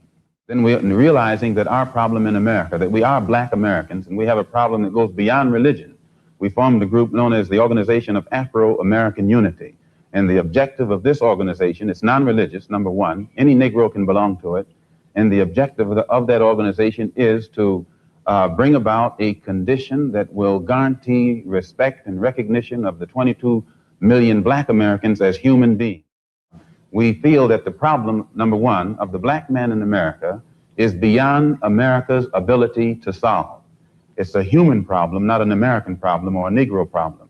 And as a human problem or a world problem, we feel that it should be taken out of the jurisdiction of the United States government and the United States courts and taken into the United Nations in the same manner that the problems of the black man in South Africa, Angola, and other parts of the world, and even the way they're trying to bring the problems of the Jews in Russia into the United Nations because of violation of human rights. We believe that our problem is one not a violation of civil rights, but a violation of human rights. Not only are we denied the right to be a citizen in the United States, we're denied the right to be a human being. Perhaps clearing away something that takes a lot of courage to admit a former belief is wrong, and we congratulate you for that and the service you performed tonight in giving us your views. Thank you so much. Thank you.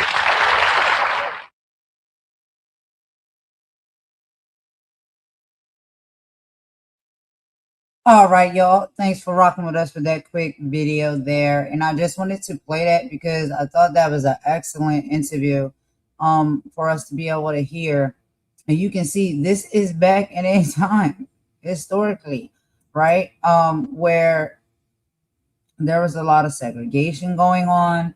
There was a lot of racism going on. And we know Malcolm X. I would hope and believe that everybody knows who Malcolm X is. And yes, he did start off one way within his activism journey, but he did make a pivot. And he started to, right there at the cap of it, speak and move a little bit differently. Because as you travel the world and you see that we all really are the same, we all have the same needs and wants when it comes to us as individuals. We just want that to be respected and fair across the board, despite the race. And so I believe in that, interview and what you could hear the conversation being had, that was very clear. This is a human struggle that we're having. This is not one race against another race. We're just asking for fairness when it comes to our race. But Imani, what is some of your thoughts, feelings, and opinions on this real quick?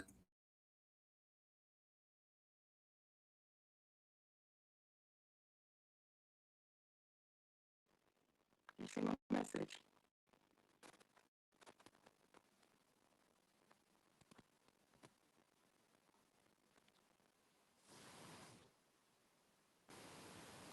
Hello. Yeah, I'm here. I think, let me see something. We may have to start over. I think, games are being played yet again. And this is what we have to deal with. I can't be sure, but let me look into it. I don't think we're still live anymore. But let me see. I Let can me take see a the look. screen now. Is it I back? think just remove that. Brilliant. Let's just take a quick song break and we'll be right back, y'all. Okay? I really apologize. I don't know why these things happening. We just trying to teach Black history. Let's just take a quick song break. Remember, we all are human. Be right back.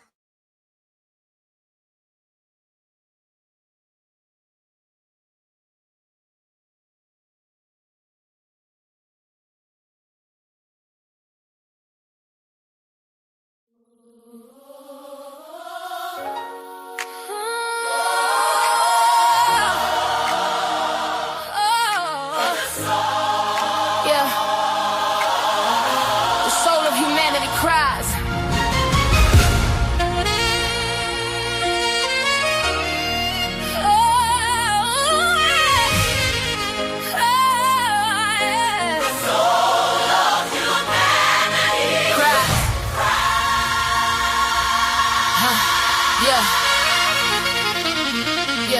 A roof above for shelter from the storm, a gentle hand to keep a spirit warm, a plate of food, a mind that's free to learn, a simple peace, a righteous wage to earn. So right, these are the needs, the bedrock and the base, the sacred ground of the whole human race. But the screen is screaming, selling something cheap, while the real world babies cry themselves to sleep. Can't ignore it. We are human.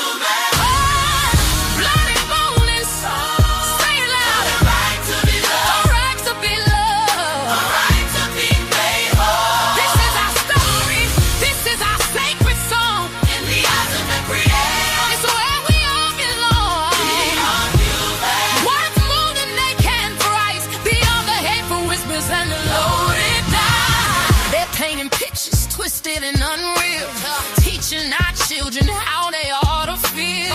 That values in the label on your shoes, or the filtered life you desperately choose. They magnify the hate, they celebrate the greed, and plant a poison, suffocating weed. We gotta reach our children, pull them from the blue, and show them a beauty that the media don't know. Let them know. So check the vision, your mission of the television, spitting division, a mental prison. I got the youth chasing lights, addicted to the feed, ignoring our crumbler, the fundamental lead. They building hyper idols on a digital stage, putting our future brothers in a virtual cage. Now we gotta break the cycle, gotta cut the cord. The real word is powerful, right here in the soul. So we teach about their history, teach about their grace, teaching not the covenant, every single faith. Let's go, we are human.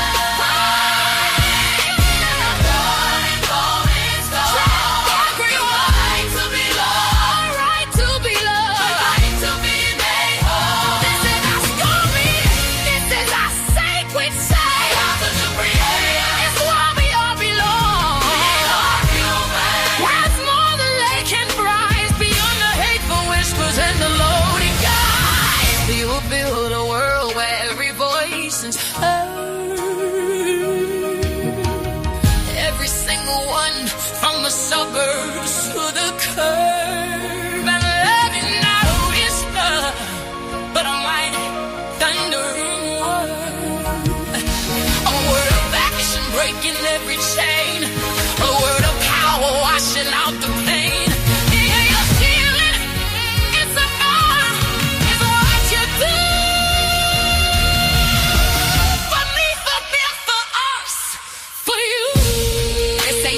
Track, this the call to action for every mother, father, every single fraction of the community holding it down on the ground. Time to get loud, make a revolutionary sound. Look the child in the eyes, tell them that they matter. Tell them this spirit something that no lie can shatter. Tell them knowledge is the weapon, but love is the shield, and the truth is the harvest. We're gonna grow in this thing, yeah. We are human. Oh, yes, we are. Please the children.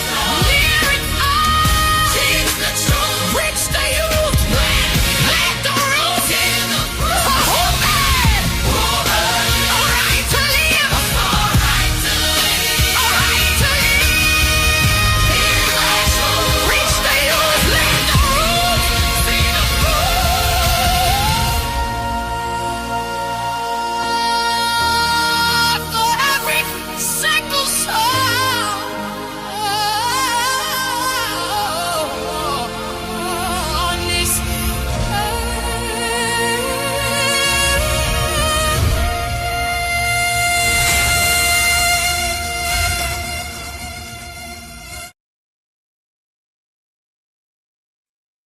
All right, y'all. So it seems like we got everything, I think, fixed for the meantime.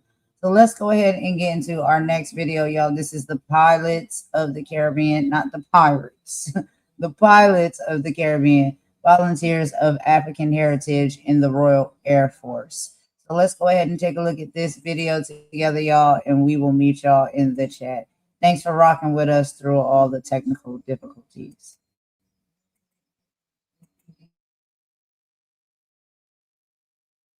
If you join the RAF, mostly you volunteered. Can't say that for the other services. They were conscripted into those services. They volunteered, so the pride already existed. You wanted to become part of that organisation, and the majority volunteered for it, no matter where they came from. The thing is that you were always posted to a group station for training, and you met there. I met my good friend John Rowan Henry, and he became, of a little squad of about 10 men studying early wireless training, he became leader of that group. He was a natural leader. He became a very close friend and stayed with my family.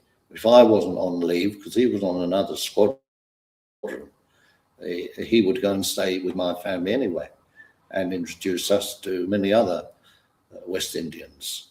I think it was the bond of love of cricket that kept us naturally close together. And I found most of the Antiguans revered God, closing time, and cricket. And they were a marvellous, marvellous group of chaps. They were great churchgoers. They loved to go to church and sing, and they were always well received in the church. Johnny Henry, he studied law and became KC and then QC and practiced in Antigua. And Cy Grant, of course, stayed here. And Cy became a good friend. Well, I didn't know anything about what happened to him during the war. He never spoke to me about being a prisoner of war. It was only after the war that I learned that he was a prisoner, because he joined the Bomber Commanders Association. So he went to the Crown at Crickerwood, and there were a lot of West Indians there. Unfortunately, very near there, a lot of young ladies working, building Halifaxes. So when you went into the Crown, you made sure that you flew the Halifax rather than the Wellington or the Lancaster or anything else. That was a place. And not just for the black people from the Caribbean, but now from America. Every time we came into London, we went and saw Una Marston. That was the first thing you did. And I understand she was the first black woman to be employed by the BBC. If you were from the Caribbean, you went to see her, and you would do a little talk, which obviously went back to the Caribbean. That's Johnny Henry, my brother, and me in Belsize Road in Hampstead. Yeah. Johnny was staying with us that weekend. And it so happened we're all on leave together, which was pure coincidence, you know.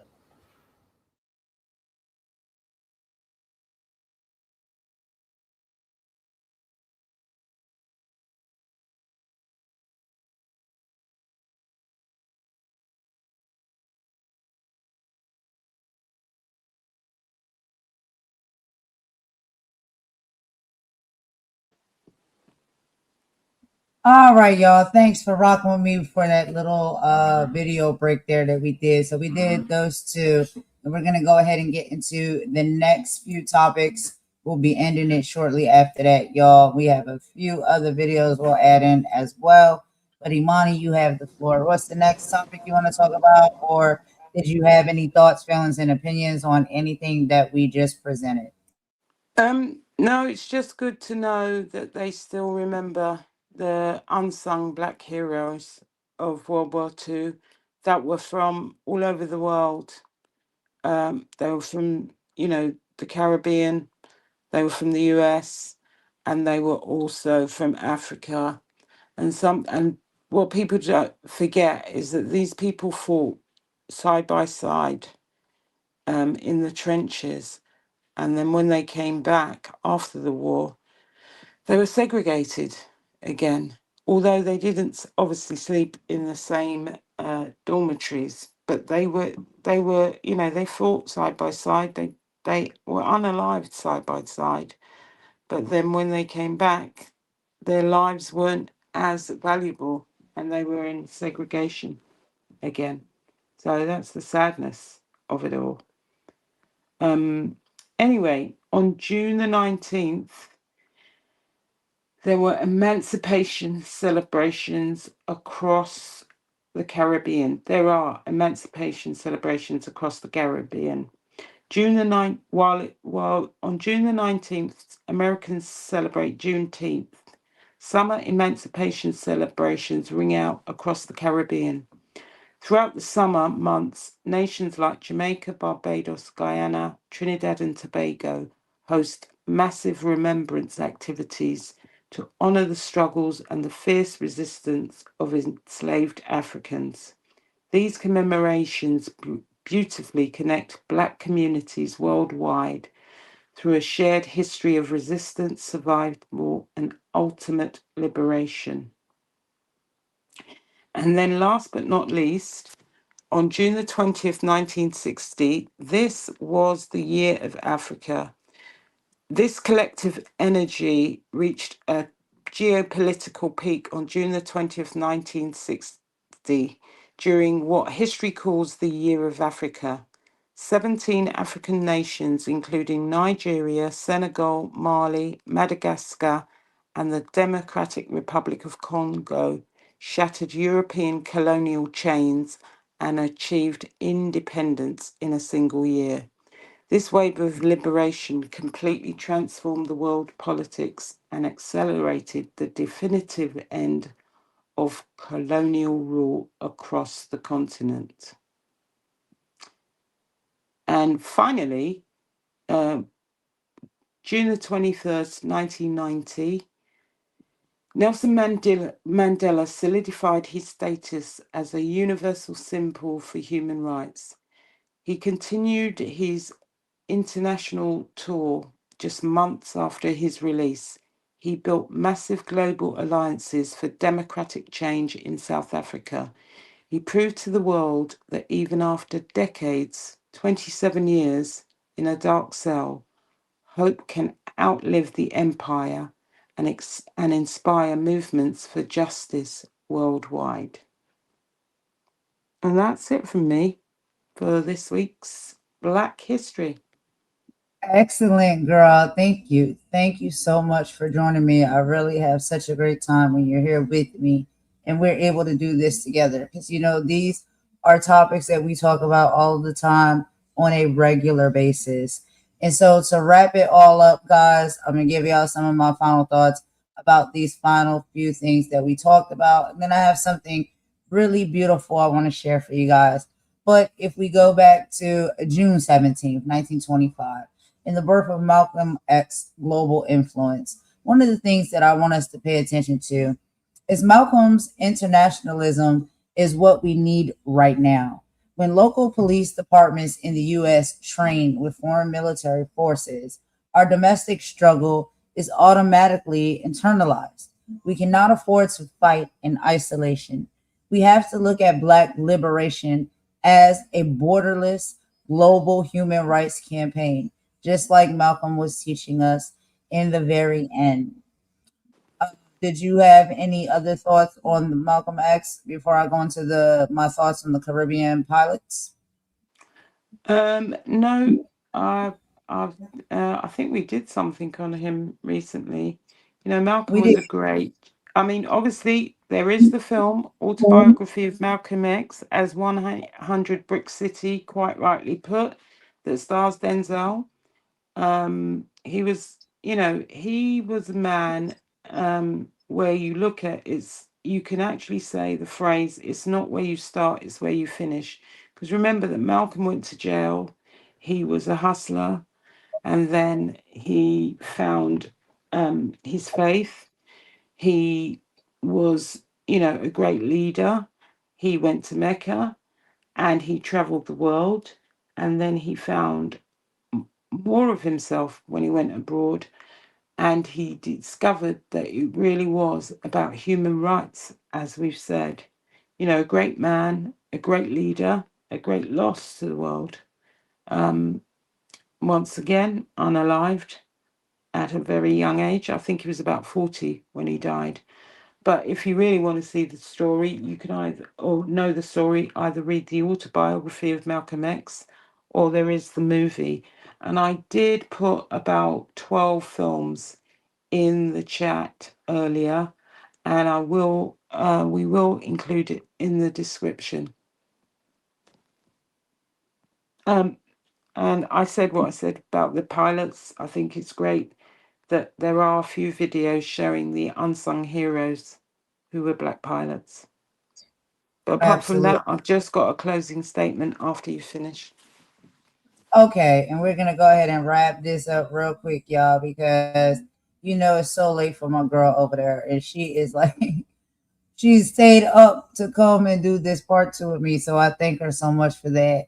And we'll work to the very end, y'all. But we really enjoyed this content. So as far as some of my thoughts and opinions from June 18th, 1940, and the Caribbean pilots that joined the Battle of Britain, the story of these pilots exposes the hypocrisy of the empire.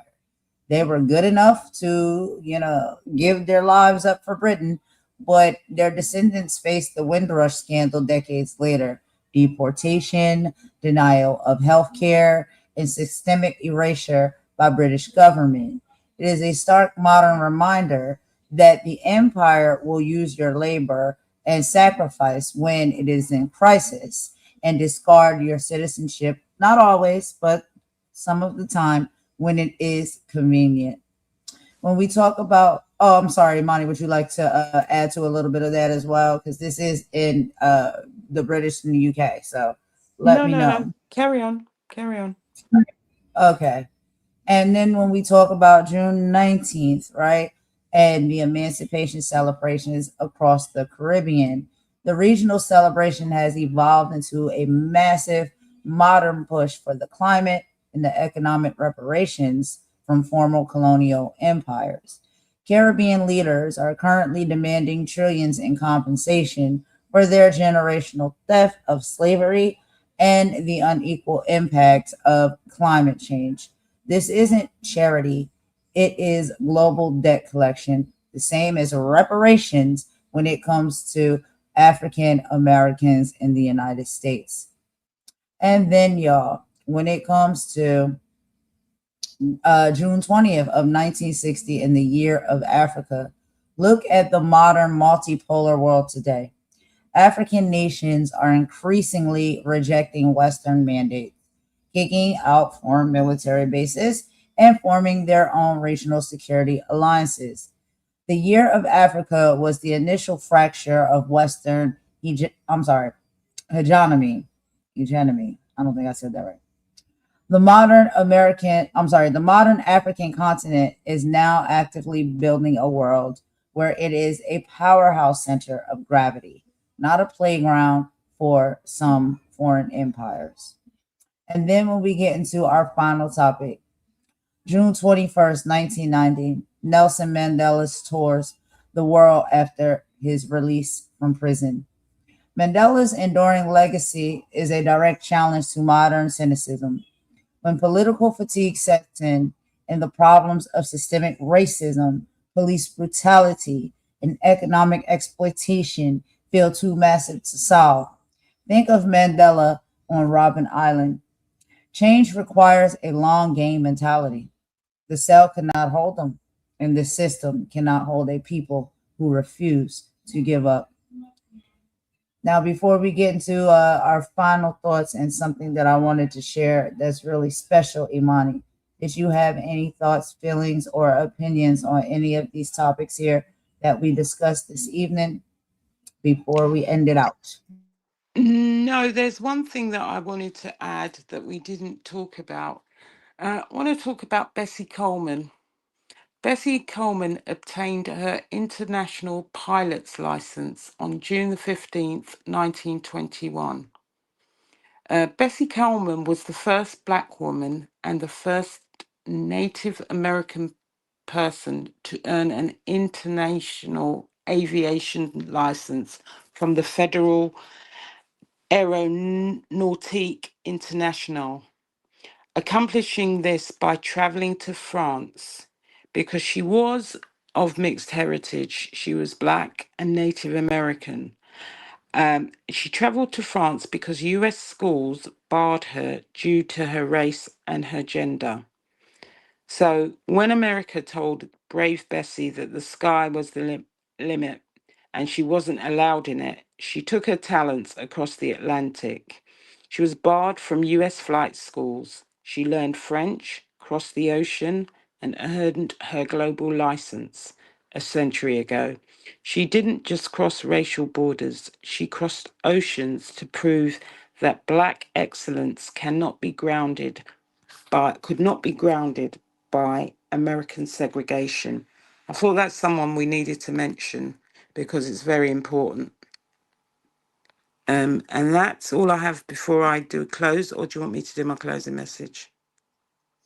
Oh, it's up to you if you want to go first or if you want me to go first. I just wanted to read, a little closing message that also derived from some really powerful lyrics from a great song and a great Yeah, you can. artist. Yeah. Yeah, let me do my closing message first because that deserves its own space afterwards. Okay. I think it's a great way to end. So Okay. let me hold on one second. Sorry, just got to find. Oh, my stuff is all over the place today. Here we go. Yeah, as we close today's history segment, let's remember that Black history is not just a story of struggle. It's a story of resilience, innovation, courage, and triumph. From the students of Soweto to the freedom riders of America, from the independence movements of Africa to the civil rights pioneers who challenged injustice, ordinary people achieved extraordinary things because they refused to give up on the dream of freedom and equality. Black history is American history. Black history is African history. Black history is Caribbean history. Black history is world history. The stories that we're sharing are not just simply about the past. They are lessons for the present and inspiration for the future. They remind us that progress is possible, that courage matters, and that one person can make a difference. So take your time to learn, reflect, teach, and honor those who came before us. Because when we know our history, we understand our power. And when we understand our power, we can help build a better future for generations to come. So until next time, from me, stay informed, stay inspired, and remember, our history did not begin with oppression, and it does not end with a struggle. Our history is one of excellence, achievement, perseverance, and hope. And I want you all to stay blessed. I want you to know your history, honor the journey, celebrate the legacy, and make history every day. Stay blessed, stay informed, stay happy, and stay safe. And thank you for joining us. Thank you so much, girl. So beautifully said, and every word true. And I do have some final thoughts that I'm going to give you guys. Just basically something positive that I wanted to leave you with. And it does come from a song, right? A very beautiful song that I don't know if you guys have heard, but I will tell you the title in just a moment. But I wanted to just leave us here and ground us in a message that is incredibly close to my heart. We often look at the world around us and wonder why the cycle of conflict never seems to end. To understand it, we have to look to the words of legends who came before us, and such as Bob Marley in his iconic song, War. is not actually a song about fighting. It is a powerful anthem about ending the very reason that people fight. Drawing directly from the profound words spoken by Ethiopian Emperor Haile Selassie, I hope I said that right, Imani, to the United Nations back Hold in on, 19... it's Haile Selassie. Haile Selassie, okay. To the United Nations back in 1963, Marley laid down a blueprint for the world.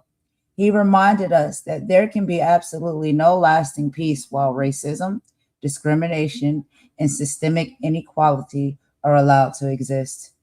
This isn't just music, y'all.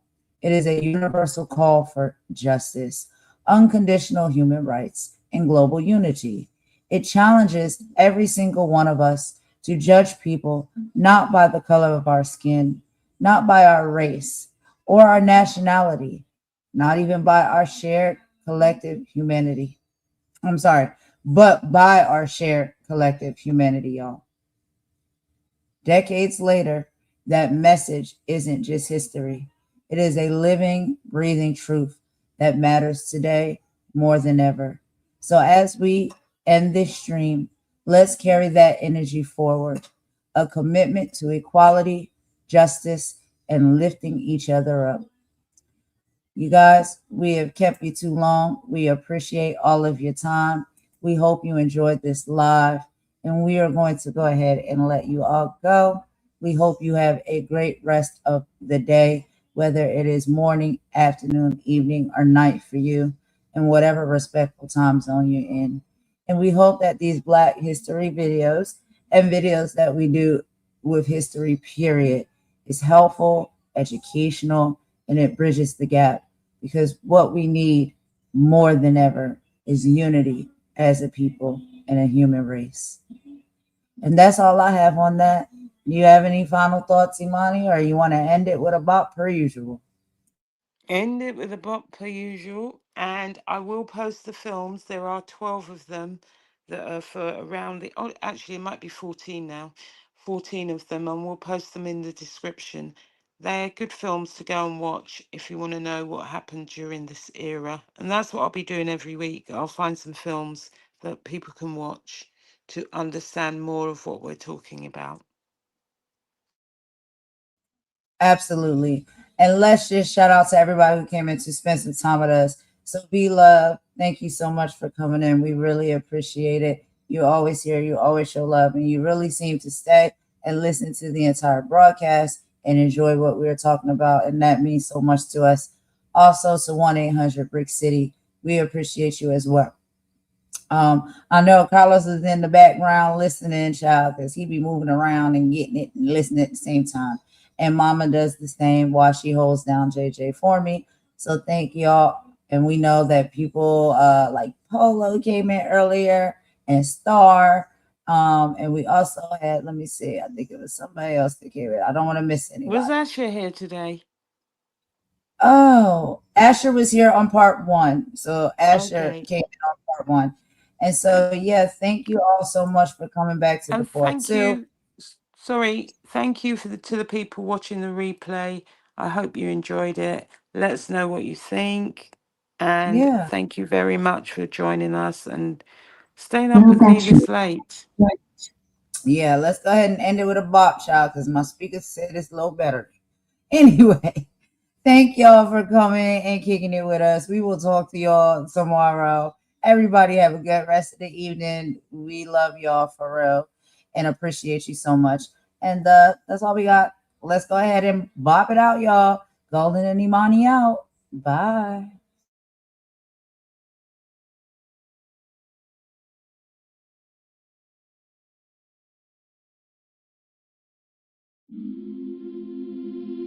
Yeah.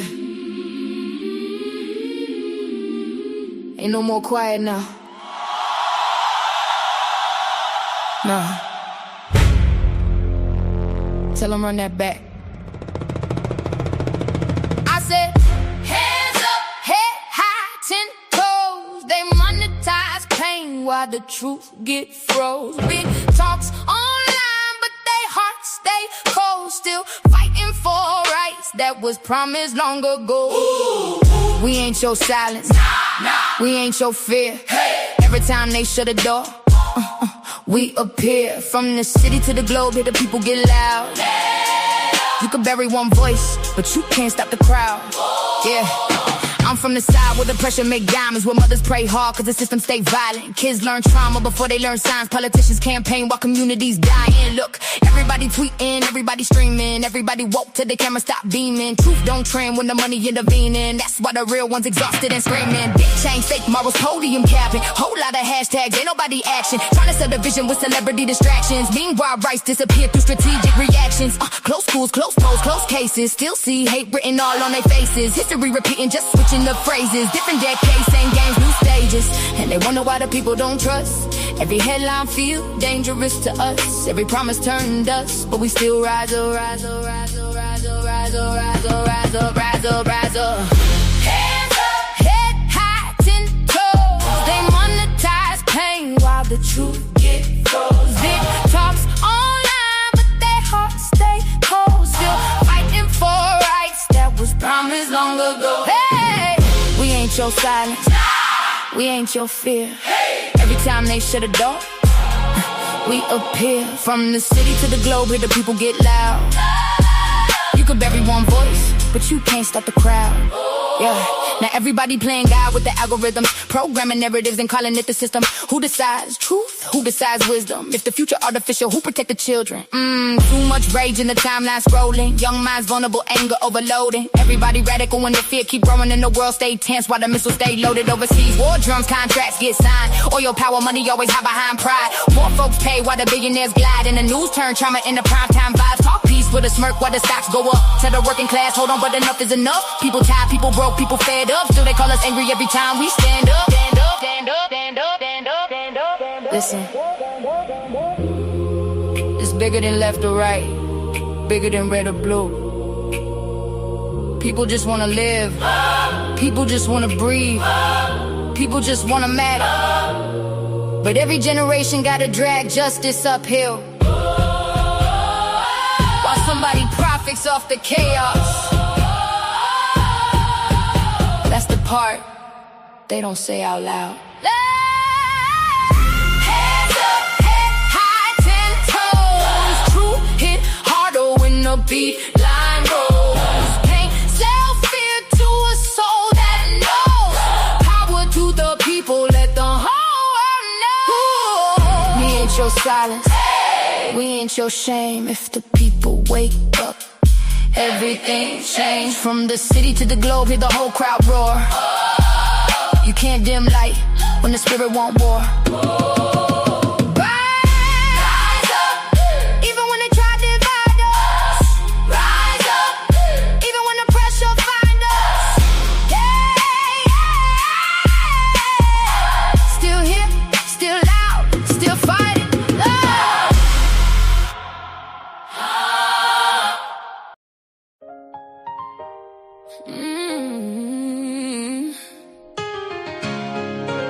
Got people forgetting folks in the union. That part. Every laugh ain't harmless. Every post ain't just jokes. Some people smiling online, crying in real life. Enough is enough. Enough is enough. Why you tearing people down for fun? Why? You don't know what they carry when the camera done.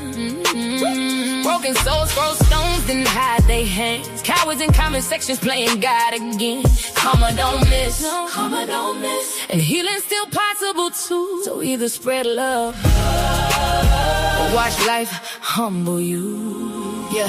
YouTube streets messy, everybody got a target. Creators throwing dirt like hate became a market. Mocking people daily, that spirit look haunted. Tell me who raised y'all, this behavior garbage. Laughing at depression, exposing folks' trauma. Then act shocked when tragedy follow behind you. The evil energy, boomerang proper. Come on, pull up silent like a midnight robber. And honestly, do you watch my live? I talk truth, pain, growth, tears, real vibes. Not everybody built for the games online. Some folks want insult from losing their mind. That's facts, no cap. Y'all did the humiliation. Every live stream feel like public execution. Views over souls, cloud over humans. Then wonder why the whole world mentally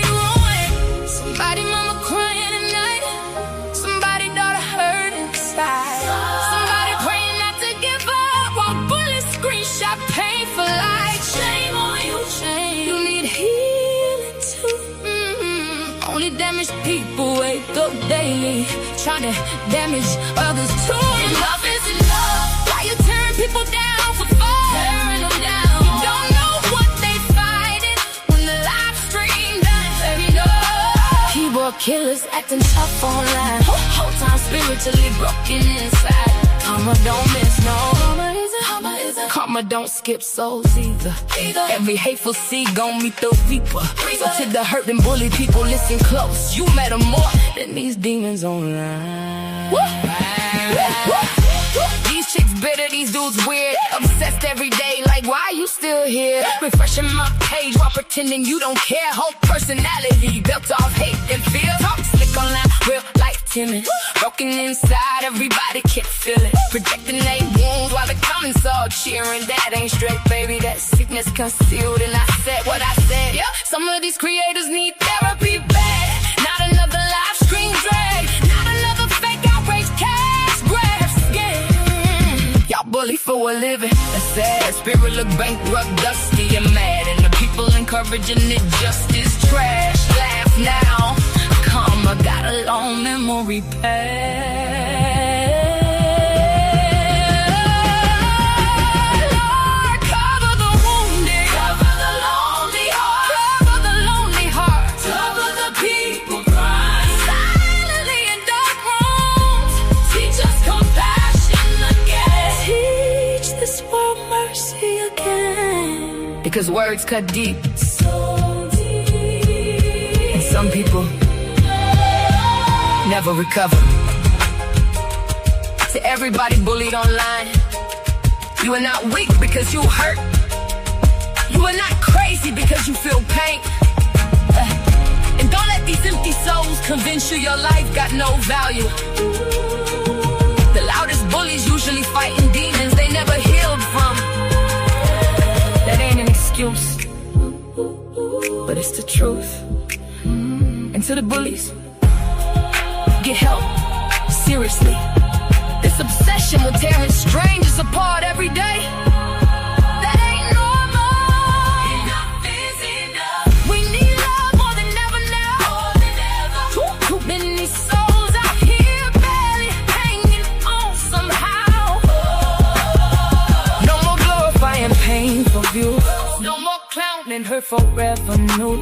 No more mob attacks for entertainment. That darkness got consequences too. Karma don't miss. Karma don't miss. And healing still possible too. So either spread love or watch life humble you.